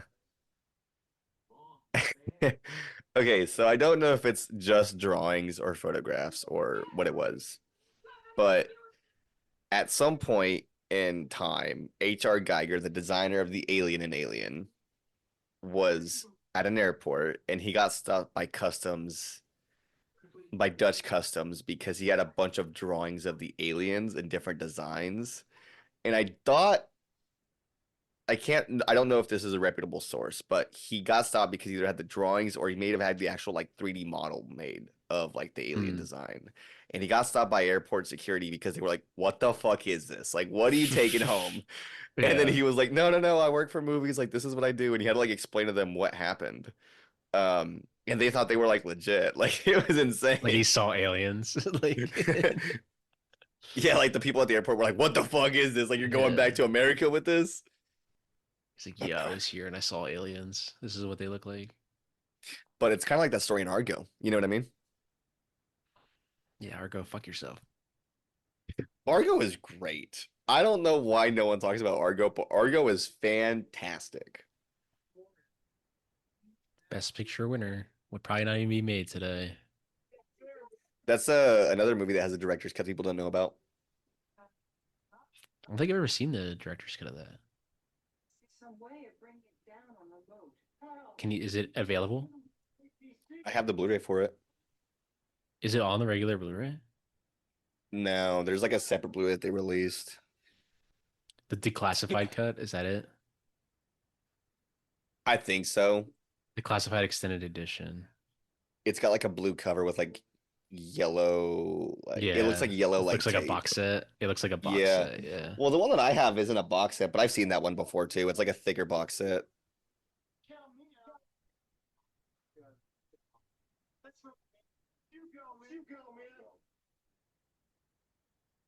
Yeah, I don't think I've ever seen the set.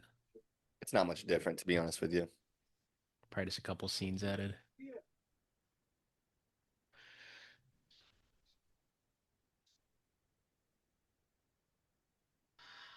Wonder how many times Bill Paxton says man in this. Come on, man. Probably count. Let's see. How many times does Bill Paxton say man?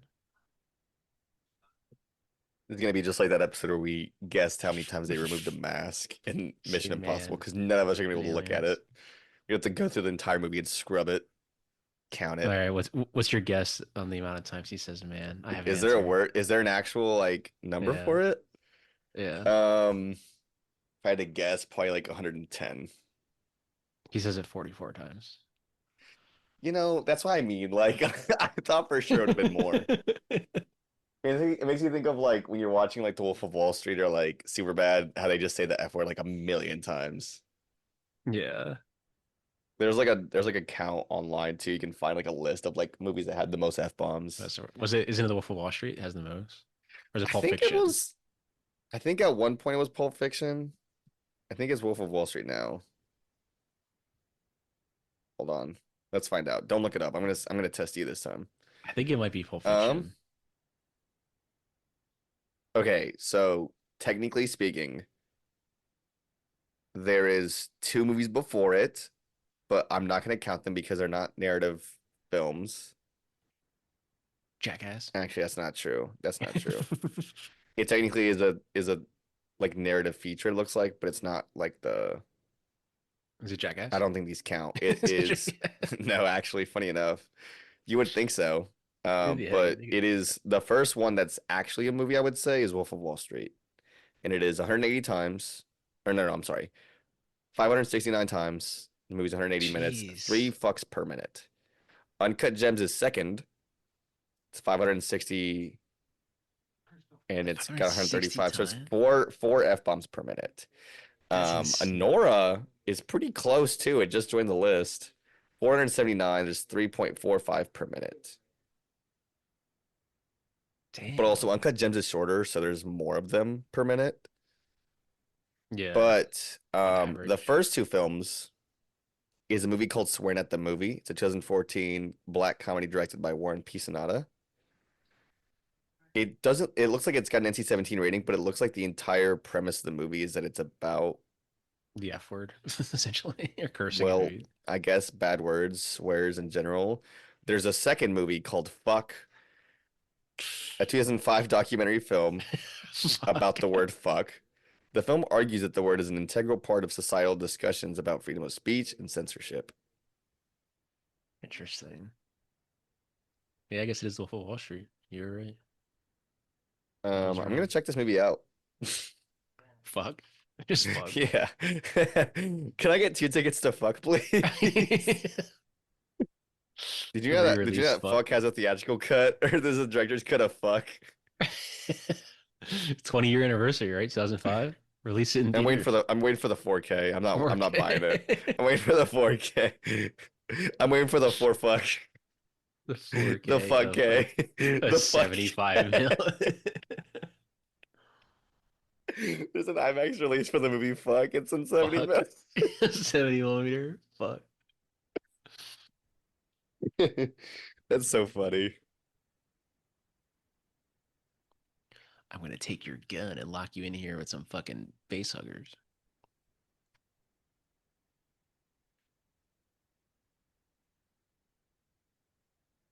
Obviously, she's under the bed. Ripley. Like,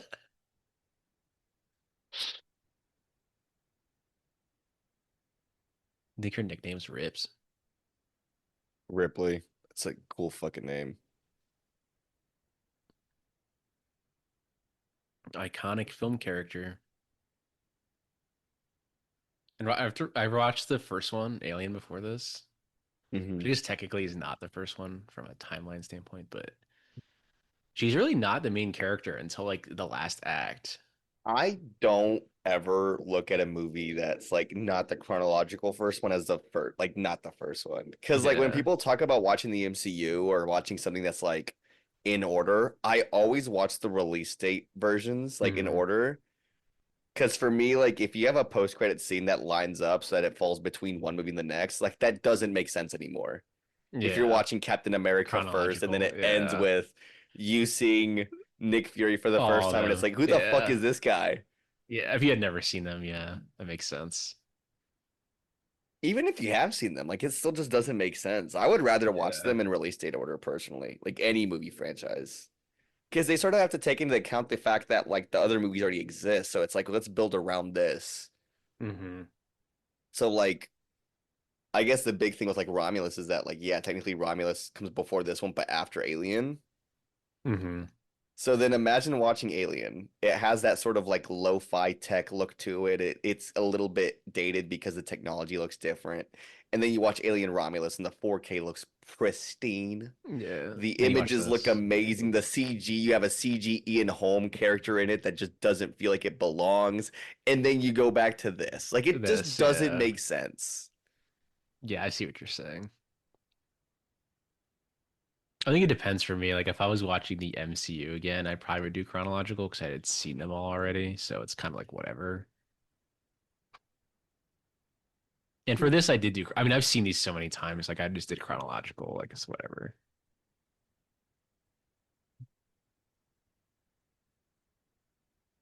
Those things are the fucking creepiest, man. I love how those things Th- fucking run. It's so funny. You hear like yeah, the little those things. pitter patter from like their Those would feet. fucking It's terrify like me. tentacles. I know the sound design is probably just like them, like just going It's like just their fingers are like, like I bet what they probably do is they probably just got like a piece of chicken and just smacked it like up yeah, and down. because it's like I can do it right it's like a now. I can grab a piece slimy, of chicken from my fridge and just like smack it. yeah, it's like a slimy sound.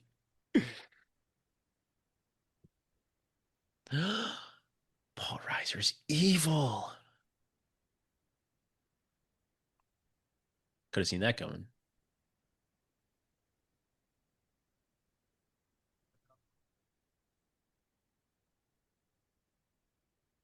Greedy fuck. I mean, that's the whole point of Wayland Company, right? They're just greedy.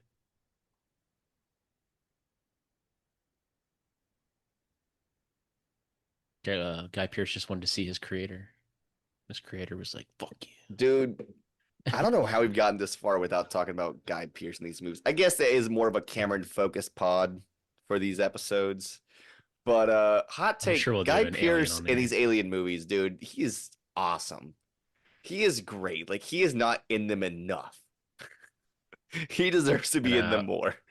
I watched Prometheus and Covenant too, and I'm like, damn, Fassbender was like really good in these. Fucking fantastic, bro. There's a reason they call Especially those in the David Covenant. trilogy is because he's the Yeah, best part of he's them. the best part And of then we it. never got to finish them. Yeah.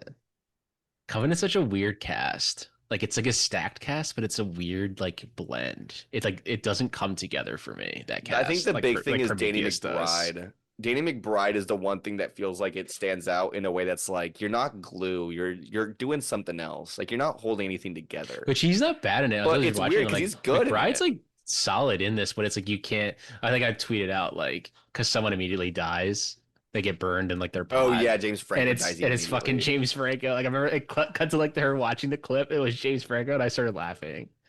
I was like, oh yeah, I Did you fucking watch any of forgot those James like it's Franco. like they have like like stuff that they released before the movie came out. Did you ever watch any of those? I think they're all on the Blu-rays. I think you can watch all those like shorts. But you know what I'm talking about, right? Like you can watch Hmm. them and they're all Yeah, you can find them online too. Like there's like I'm I sure guess they're they're on called like YouTube. prologues or Yeah, epilogues or something like yeah. something that takes place that you have to watch before the movie. There's like a whole one about David. There's one about like James Franco's They're character. like diary stories almost in a way. Yeah, they're cool though. I mean, they did the same thing with Blade Runner That's a what they little used to bit. do. They used to do that for like movies, and they put them on the special features of the I movie. kind of miss when they would do that. Like it was like a They don't really do that shit specific anymore. era, like 2017, where they were doing it for Blade Runner and Alien, and I was like, dude, this is dope as fuck. We should get more of this. Now they don't do anything like that. Yeah. I Now guess they're that's like, there was here's the damn a movie. and they do it with like such lackluster energy. They're like, They if don't you even want put to see it, go trailers see it. on 4Ks Um, anymore. it's because they have to pay for them. Studios Yeah. have to pay to put like trailers on movies, and it's like if you go back to like the DVD era, you go Do you back and see watch so a many DVD, man, there trailers? was like 10 trailers before you could Oh watch the yeah. movie. You couldn't skip any of them. Like you I think it knew, stopped. I think it stopped 2019 because I put John Wick. I have the regular Blu-ray for that. John Wick 3. yeah. Like I put it on Saturday or Sunday. Um, and there was trailers in front of it. They were all like Lionsgate trailers, but I like noticed I was that like, it's damn. Lionsgate. They're pretty good about it. Lionsgate, I Um, guess the studios like put the same trailers for their movies like together. yeah, And so Lionsgate, I want to say it was like 2019. It's probably like the last year we saw trailers still for yeah. Now Blu-rays. it's just you put like a 4K in, it just goes right to that generic menu now. They all look the same. There's not a single 4K Yeah, menu that looks all different looking the now. It's same. insane. Yeah, it sucks, but But yeah, no, like I mean that's what I mean is that like they used to have special features like that, but I was actually thinking about the Jurassic Park one that I can't remember who did it, but there was like a short like film that they released that had a hold on, I want to say it was a few years ago. well, even like this 4K for Aliens, like it comes with all this old special features that they always had, and then they added more. Yeah. So it's like a whole Okay, so collector's set. Like you can watch like 10 hours of BTS stuff. it's called Battle at Big Rock, and it was directed by Colin Trevorrow. It's 10 minutes long, and it's like a short little film that takes place in the I almost said John Wick, Jurassic World John Wick, John Wick universe. And I remember that I franchise. watched it, and it was pretty good when I came out. Was that for Oh, Jurassic World or there's also the like a last one? prologue Was that for of Jurassic World Jurassic or World. was it for the last one? Because he did Dominion, didn't he? He did do Dominion, but this short film I believe was before Dominion came out. Hmm. I could be wrong though. So it's a short film. You can find it on YouTube. It's called Battle at Big Rock, an all new short film from Jurassic World director Colin Trevorrow. You can find it on there, but that's what I was referencing. Yeah, I don't have the 4K like discs are set in front of me, but um, I will admit I own the film, but I I have not remember I looked watched at it the since it back was because in theaters. it has the commentary. I'm talking about the Aliens 4K set that I have Oh now. yeah. Like it comes with all the old like collector's edition special features plus all new ones. I love when you like buy a new version of a movie and it comes with like more special features because it's Yeah, like that's what this yes. has. Yeah, that's the thing with like Criterion too. It's like they'll go all out with their special features. They'll even add a movie in the special features. I mean that's kind of their whole shtick is that they're Yeah, again back to their their special Laserdisc features point. The sell. reason that they succeeded with Laserdisc was because of the supplements. Like Yeah. they go out of their way to add commentaries when they can. Sometimes it's two or Mm, three, depending on which filmmaker it is. Um, Edgar Wright, a filmmaker that I think is great, and all of his films have like five commentary tracks on them. It's yeah. insane. When Fincher would make non-Netflix movies, all of his stuff had two or three commentaries, at That's least one thing two. about the digital age that has just changed, like streaming wise, is that like there's no way you can watch a version of I think that's most what's Netflix missing. films without a commentary. And If it you makes me wonder pitch to because I have some movies Netflix, that Netflix has that comment that Criterion put out, and I wonder if they have commentaries on them. Yeah, I'm wondering if The Hold Irishman on. does. Or like I guess whatever ones you own. I don't know what Netflix ones I own. Irishman Okay. for sure.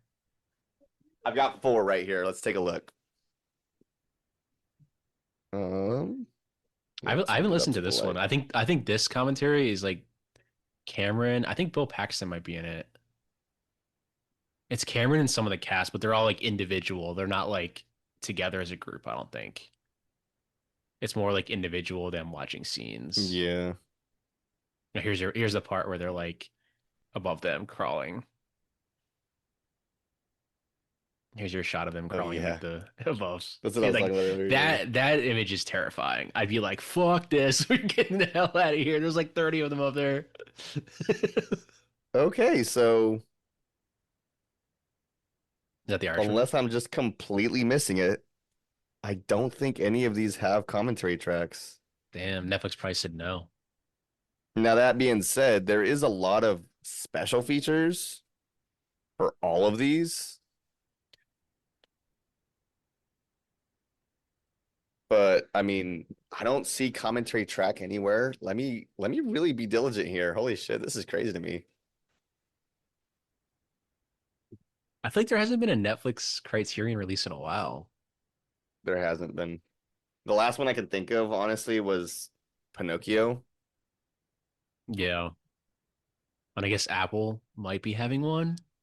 Maybe. I have heard a few different things about why Apple doesn't do Criterion, and like I hear back and forth. I hear like one day that they're like, "Oh, Killers of the Flower Moon's getting a Criterion," then it's all of a sudden it's And actually it's no, Apple not. doesn't want any of their Yeah. stuff on Criterion. They don't want to release any of their stuff on Blu-ray. But then they have that movie that they did with I have On the that Rocks on Sofia Blu-ray. Coppola film. Yeah. Yeah, I was gonna say the On the Rocks is what I was thinking of. Severance has a Damn. Blu-ray. R.I.P. Bill Paxton. Bye, my dude. Game over, man. Game over. Foreshadowing his character. He's always talking about dying. He's gonna die. Now, these two, this and Alien, are the on par for me. I think they're both the same, like one and two. You can flip them. I think in terms of quality, they're both the same. But that being said, I like two a little bit more. I feel like two has more of a rewatch factor. I think it's due to the amount of action that's in it. Because the first one does take a while to like set It does into take a minute what, to set in, yeah. yeah. But then once you're in, like that whole like last 20 minutes of the first one is fucking amazing. Later, bro. Dude finally got his comeuppance. Yep. Karma. Corporate greed. Heartbreak Raid. Yeah, listen to the kid that survived for like that many days. I'd be immediately following that I kid. okay, so I also remember there being a scene, and it might be that it just hasn't come up yet in the director's cut, but there's a scene where, if I remember correctly, I want to say it's when Bill Paxton's character is still alive. That's why I'm like thinking this doesn't make any sense that this isn't here. But they set up like a gun outside one of the Oh, they did. doors. I remember it. I remember that And scene. did they cut it, didn't they? They cut it. They cut it. It wasn't in here. They They set set up a up gun the outside one of the doors with like a and they camera, and they're able to watched. see It like was aliens like get close, and they it was like shoot them before down immediately. it was right before that scene because it was right before they were approaching because he was watching the monitors. They did cut Yeah, that. yeah. Oh yeah. So like you see it on the screen too, but they cut the scene where Yeah. like it shows the actual like aliens Because I getting shot remember at. I remember them testing. He's like they throw this. He throws like the thing and it shoots. He's Yeah. like, all right, close this door. Damn, man. We Yeah, really they really took a lot out of they took a this. lot out. Yeah, I remember exactly the thing you're talking about because I It's like watched this like spread 2 days out. ago, I 3 days originally thought ago. it was just the first half, but it really is like a good amount of the movie is just I mean, it's 20, almost like 30 minutes that are taken out or like added. 2 hours and 35. It's 2 hours and 17 without. Yeah, so it's About like 20, 25, almost 25 30 minutes. minutes. Yeah. Yeah, I completely forgot about that. Yeah. The shots of the guy in the alien suit running and him just busting his ass whenever he gets shot is so funny. Yeah. Like out of context, it's so funny, but in the like within the context of the movie, it's really good. The way they have them run too is like pretty. It's a hard, yeah, obviously like that. Like they're just seeing that. I'd be fucking terrified, man. Man, I'd be terrified, man. The fucking blood on her leg. I know. But it's like I love that like element of that because you always forget about it. And you're like, oh yeah, if the Yeah, it's blood like gets in on the you, you're moment when fucking it's gonna happening, you're like, oh die. damn, yeah, you fucking Yeah. die. It's like you can still kill the alien, but if the alien explodes in front of you, you're gonna fucking You're die. donezo, yeah. Yeah.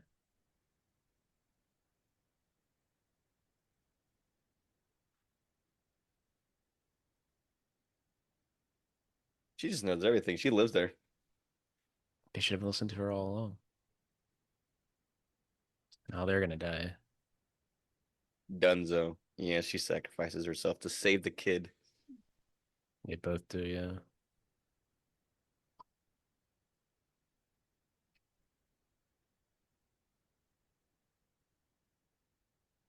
Damn.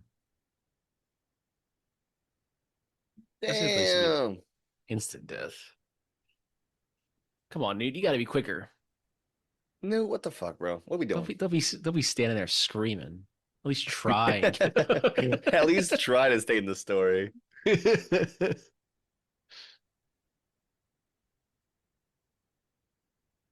Maybe just pull her up. Like make that thing go the other way. Grab her Yeah. arm, and She then she's grabs the done so. jacket. She's done Yeah. so, yeah. Oh, you see? Now you gotta go down there, Sigourney Weaver. She just goes, hey, remember when I was in Ghostbusters too? Is she That's not in the good. first one?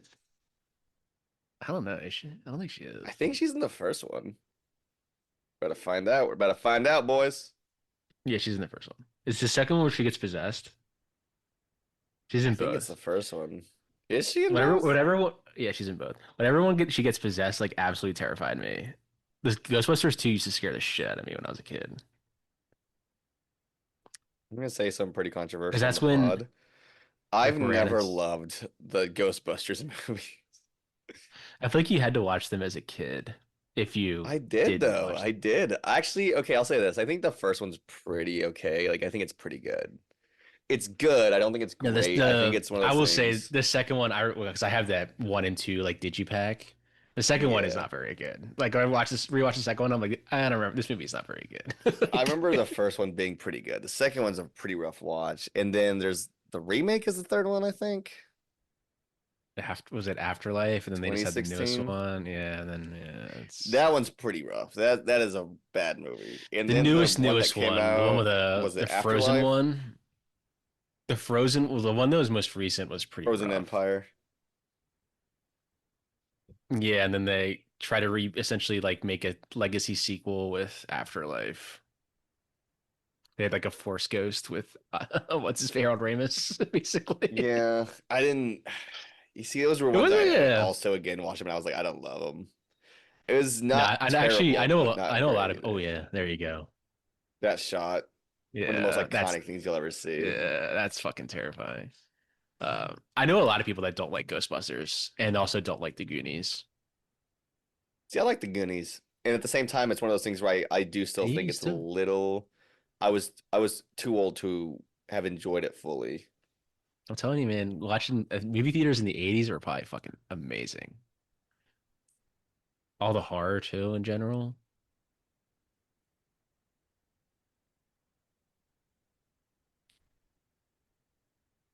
We gotta go. The Terminator's coming. Bro, imagine if they open the elevator here and Arnold walks out. Fucking Arnold walks out with a Damn. shotgun. Damn. Shoots the alien right in the head. Dude, someone's gonna make a fucking AI movie like that. Ugh. I guarantee we'll see In it like soon. 20 years, like that'll just be this scene, but then Arnold comes out. I don't even think it's 20 years away. That could honestly be online within like a Yeah. year. But will it look good is the Oh question. yeah, making it look good is a whole different story. Yeah.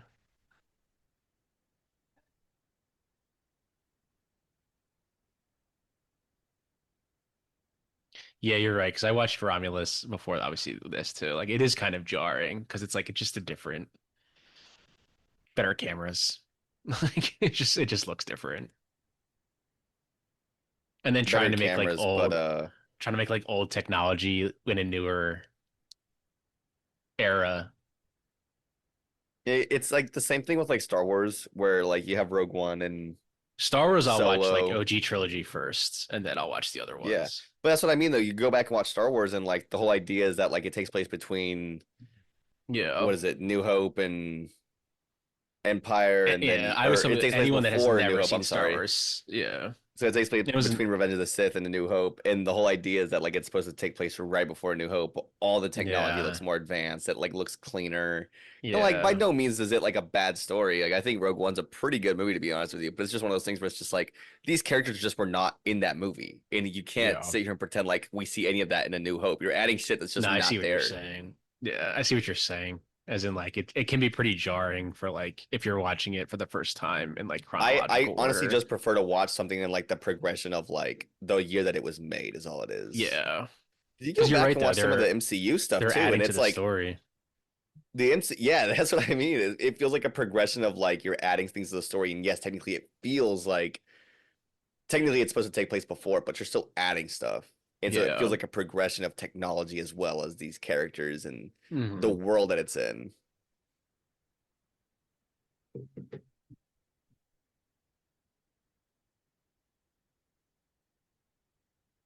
Yeah, he like docks it here, but then I think she thinks he like flies away, but he's like, no, basically the place was blowing up, so I couldn't like sit on here anymore. That's what I liked about this when I was rewatching it. I was like, oh yeah, they make like the android like not evil. But I guess what's his face in Romulus really isn't. Kind of, but he's like more logical. Ian Holmes' character, or are you talking about what's his name, David? Yeah, not like in Romulus, not Ian Holmes' Yeah, character. he has this like sense of like he's Andy. not evil, Andy's but because he is working against them actively, but it's more in the yeah. sense of like you're working for the company, and we get that. Yeah, because Andy's like he's more logical. He's not like oh I want to kill like David's like I'm gonna kill you, but like just like I'm gonna I'm kill gonna you. kill you, not out And of spite. Andy's more just like oh she wasn't gonna survive anyway, so I'd rather just us Have like you we're seen gonna this thing survive. about this shot with her in the elevator that's it's rear projection, I think. This right here of her like in there. Hmm. This is all a rear projection shot, I think I read somewhere. Yeah, I'm curious to dive into the special features I've on spent some this time one. looking at them and they are pretty fun to watch. I It's mean, I good know like that the 4K background has more, too. but yeah. And I think that 4K disc, all the special features are on that disc. You know how sometimes it's like only they only put the movie on the 4K, everything else goes on the Blu-ray. It pisses me off that they do that now because all you're doing is limiting how much. I mean, I guess this one probably doesn't look too bad, but you're limiting how much information you can put on the disc, especially when it comes to the movie. Mm. So, like for example, like Dune Part Two, that was one that had the special features on the disc, and it pissed me off. I was like, why is this on here? Put it on the I mean, Blu-ray, man. Sinners is getting that the aspect ratio changed, so I'm curious. That'll probably just be its own, and then the other disc will have the special features. Yeah, That comes out in what, like 2 weeks, 3 weeks? I think First week of July July. something. First week of July, yeah. Is it July 3rd? No, it's July 7th or 8th, I Yeah, think. whatever that first Tuesday is. I mean, I have it pre-ordered that steelbook. I was like, damn, during the Criterion sale, you guys think I'm made of money? What do you think? I made of money? No, that'll probably be the only. I usually reserve July for just Criterion stuff, and then I'll wait till like till their stuff goes on sale. But I'm definitely gonna pick up Sinners though. I got it pre-ordered already, so that money's out of my account already. I'm not worried about I'm waiting that. for fucking I ordered Bottoms so long ago, and it still hasn't come to Dude, me. I got so lucky. I found bottoms at that store in Oklahoma when I was Speaking there. of, let me see. Want to see? It still says it's. Let me see. Well, if we're watching Alien and talking about Bottoms, it says July 11th Bottoms. through 18th. So What? It's like the it's like so like back ordered right now. yeah, but it still says I'm getting it. But then look, I can cancel it and I'll say I can get free delivery tomorrow. So it's like I just happened the pre-order that I did just is taking so fucking Don't long. cancel it. Don't No, I'm cancel not it, gonna but order the cancel other it. one and see which one arrives first, and then just cancel the one that you don't get. No, if it's available for tomorrow, that means I'll definitely get it. It just depends on. It could literally tomorrow. It could say out for delivery because it'll be 11th,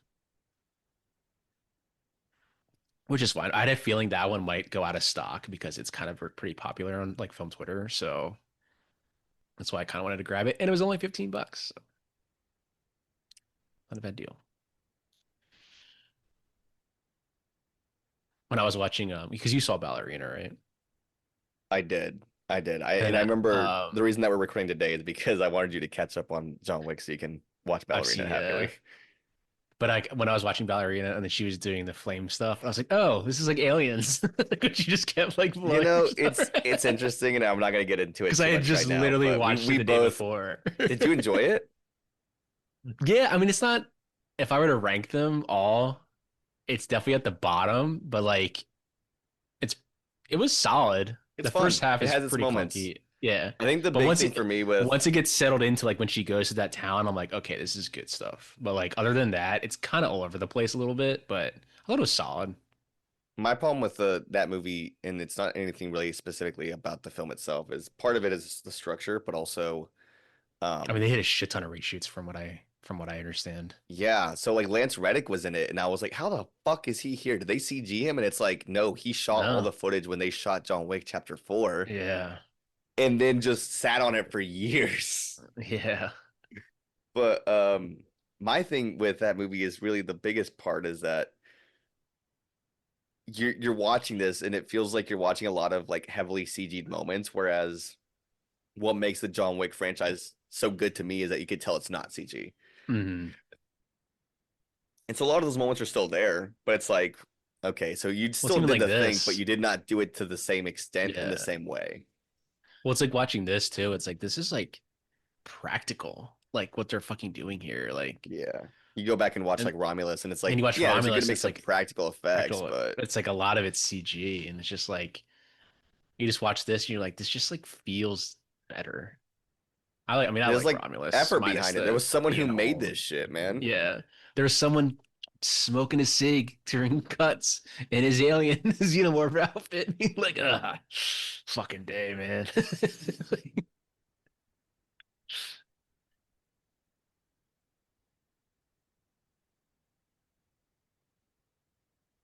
You don't see people coming out of a cryo tube in the new ones with smoking, like immediately reaching for a cigar, and Yeah, it's like that's just that's not alien to me. here you go. Take the noise away. Oh shit. So when you look down, you're like, oh I fuck. love that this is like the poster too. Yeah. You know what's crazy to me though is that like you used to have moments like this in movies where you would just see an image and they were like, "That's the poster. That Yeah. is the poster, and that's what we're I gonna think I use." And switched you go on look to Letterbox. I IMDb, switched it. Yeah. I and that's switched the the poster Letterbox for poster to it. And this. like now it's like you got to have 1,000 floating heads. You got to have people's Hmm. names everywhere. You got to put studios' names everywhere. Like everyone has to feel happy about the fact that they worked on something. And it's just Oh like, yeah. dude, you're in this movie. Does it matter how good the poster looks? I switched the Letterbox poster back to the OG one, but it has like the all the writing at the bottom rated R. It's like I love when I for like for Letterbox, I'll switch a lot of the posters to the OG posters. I will It's like they always just put the fucking look posters that cool. have the credits in them. I Yeah, hate because they look posters fucking that take away cool. all the stuff. Like it makes it look off. So I think I did that for Alien. I put the OG poster because like that's an Look at this iconic fucking film thing, dude. poster. Like, bro, you're I gonna swear, like, Letterboxd chooses the ugliest posters as their default oh, they posters that they do make. because they want you to pay for the Patreon. That's why. I'd be like, bro, your teeth, they're see through. I love it like this. And the mom just goes like, no. And then the aliens like back off. I Look, think what's really great about mother, this shot too daughter. is that like you have that shot of Sigourney Weaver where she's just like standing there, but like the you can see like the flame.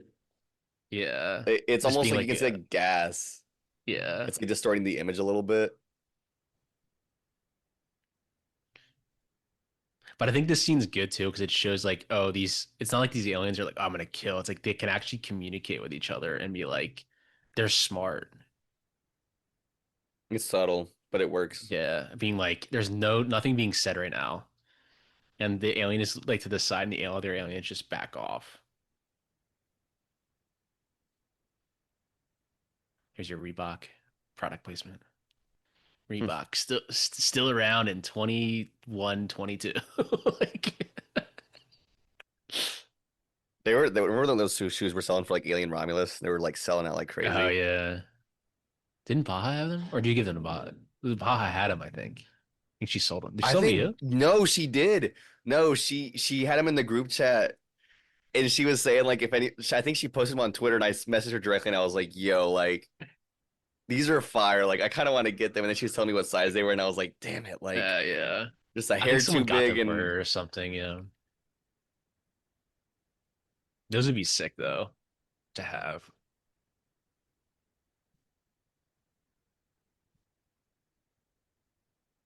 We need to bring back machine guns in movies that just show the number of bullets you have left on the side. 12. Well, it's like Halo, yeah. yeah.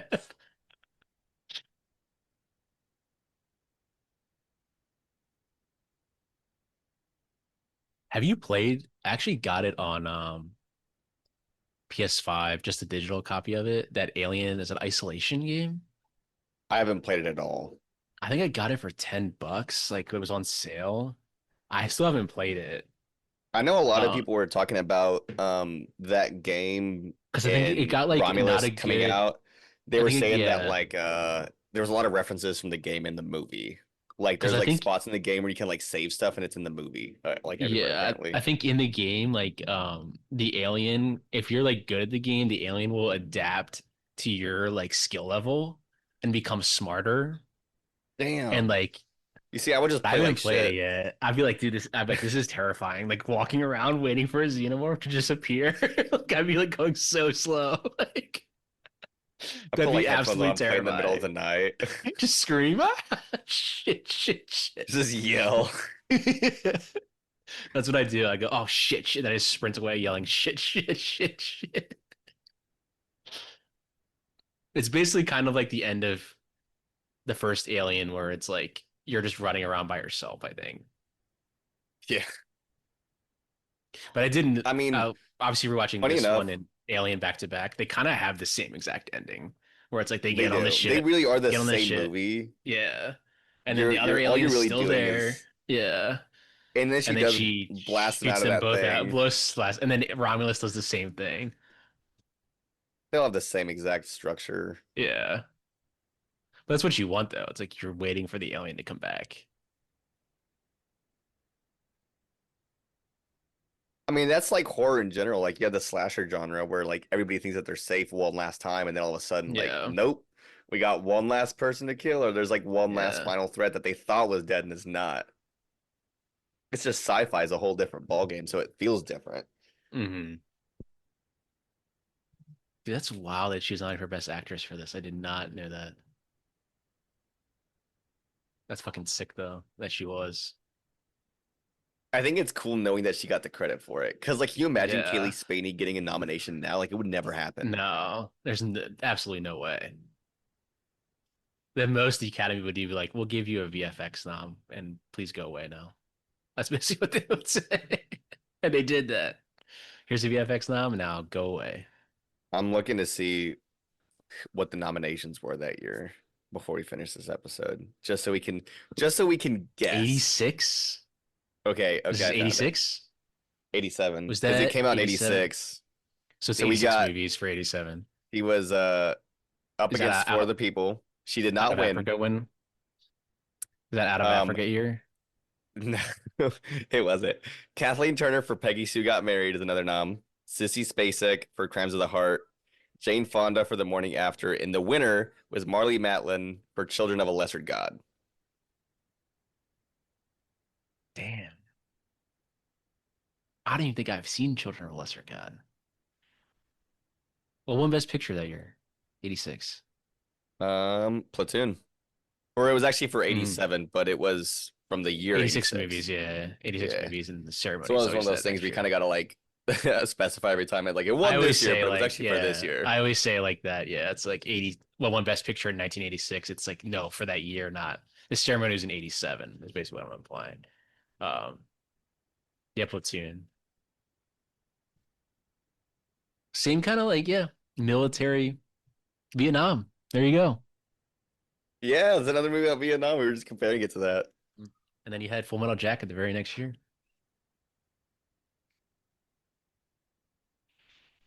I figured out how to use the elevator. Mom says that. I figured out how to use the elevator. Just casually is like, my bad, wrong Yeah. floor. Yo, shit. I thought you were down there, Bobby. There's that score again we were talking about. Yeah. Very Terminator. Yeah. What'd you say they were It's doing? like Like just banging, metal like banging. banging metal. It sounds like the kind of thing you'd hear in like almost like a dark like I guess you could say like noir, like maybe not even noir, but just like industrial type movie. It's like Terminator Like 2 maybe or Mad Max Terminator. even. Yeah. It sounds like Terminator 2, like when like down, down, like that. Yeah. Like,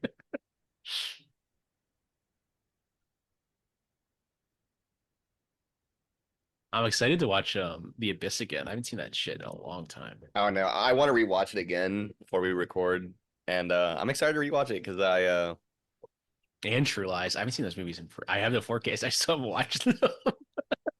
That's my I'm gonna have problem. I to still just have I'm a gonna have giant to stack. I mean, hey man, the way I see it is like if you don't buy them whenever you can, like you really kind of miss out is the problem. Yeah.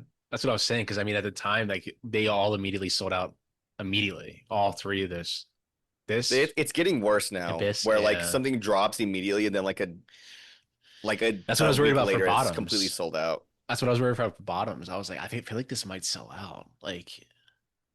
You're never sure now. It sucks. I mean, it's this weird landscape that we're in where it really is just a matter of Like like, the Kingdom of Heaven director's cut 4K yeah, sold now it's out. impossible to get it. That's what I mean. I think And they. I remember I have the having it in my cart Tombstone. and thinking like I should buy it, and then I just didn't. I had it in my cart and I was like, I cannot justify paying $75 for this. The Tombstone They put 4K it, restocked. yeah, so they restocked it. That's why I was like, maybe they'll restock Kingdom of Heaven. Same, I think it's no, it's Fox though. But yeah, they Are you getting that restocked. Tombstone 4K? I haven't. I saw it in Amoeba. Oh yeah, yeah. I remember now. You sent us a picture of it. I was like, God damn it. The case is like crushed, but I didn't care. I was like, I just want the disc. I don't really care. Like, because that's a good 4K transfer. Because I was looking at there's this one YouTube. I gotta send you this YouTube channel. The guy like he'll put like a Blu-ray, and then I'll put like say the Blu-ray came 2016, and he has like the OG Blu-ray, and then I'll put the 4K like in it, and you can see all he has like the grading, like the basically like the data coming in. He'll show you that.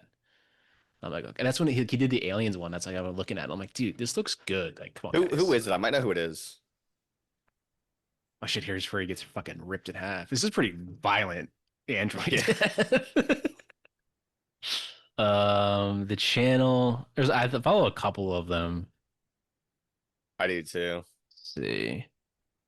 I was looking at it yesterday. My comparisons. I think that's what it is. Yo, he ripped No, his ass apart. it's not my comparisons. It's all good. We'll talk about it after. It's Spike William. He only has 570 subscribers, so you probably don't follow him. But he does comparisons. I'll send you this channel. Yeah, that's what I was saying. Like some people just get. I think they've just gotten so like cocky's not the word. It's just like they just get too. This doesn't look that good. It's like, dude, it Like you're clearly splitting hairs looks. at a certain point. Yeah, it gets to the point where you're just complaining to complain. I mean, the audio is always better. Like, let's be honest, The guys. audio is always a significant step Yeah, up. It's always a big difference. always a big difference. I'm waiting for that Disturbia 4K in 2027 because my Blu-ray no longer Hopefully it'll works clean us because out. it was printed in that factory. My Blu-ray no longer works. I got a DVD I of wonder if it. mine still works. I want to try it. It stops halfway through mine, but the Nah, there's no DVD fucking way. I'm gonna try I it. had. I got the DVD for $1, and the DVD didn't look bad. I mean, my TV's upscaling. The player's gonna upscale, but it didn't look bad. I'll take the I DVD for a love how dollar this for a bit. that freaking alien just picks it up. Yeah, He's like there you so fucking aware how are. this shit works. Yeah, he's like, dude, I figured out how to work an elevator. Think I can't pick up this thing?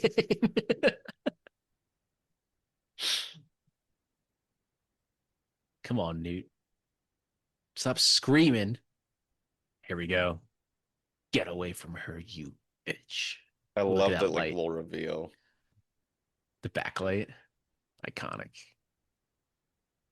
Did your theater groan when he said it in Romulus? Yeah. If you wanted Mine the did truth, too. I groaned. I was like, oh, and Yeah. I think that got everyone else to do it too. Yeah. I had a feeling it was coming. I didn't groan, but like the guy behind me was like not enjoying Romulus at all.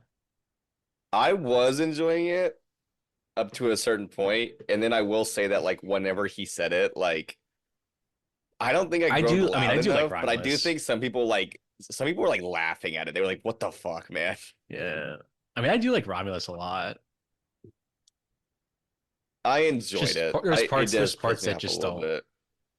The Ian Holm part like really does piss me You know, off. I talked to someone who didn't even realize that Ian Holm was CG.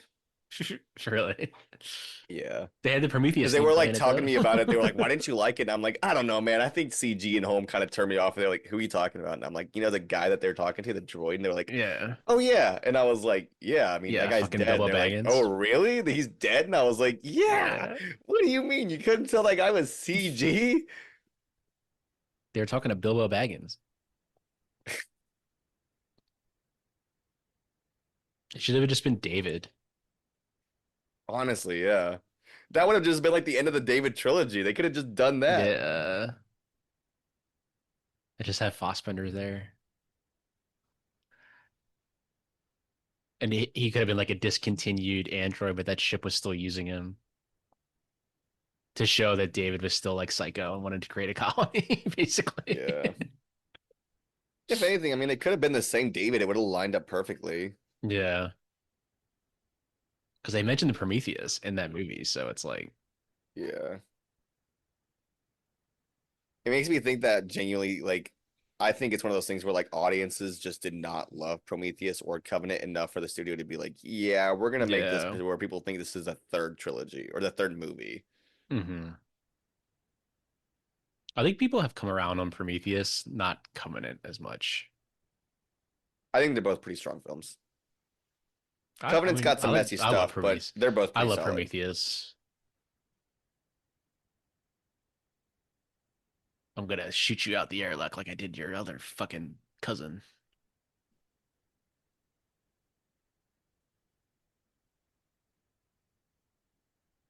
Yeah, because yeah, a lot of Romulus basically does the same thing. Shoots the airlock out. I guess I that's mean, the whenever I easiest was way to watching get rid of Romulus, the I like knew alien. exactly how it was gonna go too. Because that's the easiest way to get rid of an alien. Shoot it into space. That's a big ass alien too. Big boy, it's the mama. Oh no. There's Oh that yeah, score again. yeah. Yeah, he's like saves her here.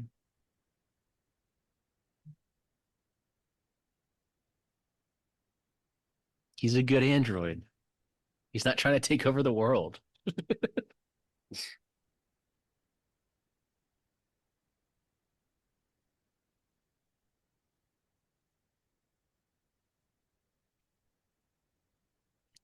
Yeah, I mean technically you, they use the same little machine in a Avatar, so you could say that this is part of the Avatar universe.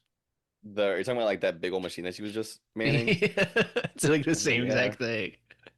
They use like a different, I mean, it's the same concept. It's like more Yeah. advanced and like the machines are a little bit more tactile and like it's a little bit more like flexible. And this was the 80s, so like I get it. Like you were a little bit more limited on what you could do, but like the idea is still there.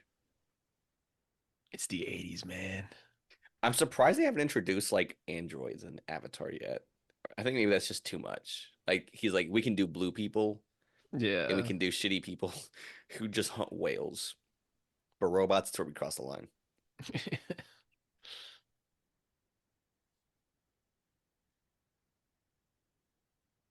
Yeah, then they all just die in Alien 3. Spoiler. Spoiler for anyone who hasn't seen Alien 3, they all fucking die. Immediately die. The movie starts with them immediately all dying. Except Yeah, for Ripley. for So me, this is where the franchise kind of ends for me. the only one that I really don't watch that much or consider like canon is Resurrection. Even though Resurrection, there's yeah. some good stuff in Resurrection, it's just kind of I mean, I messy. like because I have that set, so it's like I'll have them, but like I could technically just get rid of that set, but I kind of want to own all Fincher stuff, so it's kind of like, even though Fincher Alien hates 3 is everything. messy, but I do have things that I appreciate about it. Also, there's someone Even online that even for has a even for like Resurrection, like I like Winona Ryder in Resurrection. there's someone that has an it's like I think I saw it online, but there's like an edited cut of Alien 3 that's in 4K. And it's making the rounds online. I think people are liking it, to be honest with you. And that's it. That's how we end. Damn, these movies really just come to an end, don't they? Dude, that credit was rolling, not even faded into black yet. They're like All right, guys, fucking that's the ends. episode. We'll We're see not you for doing the any abyss.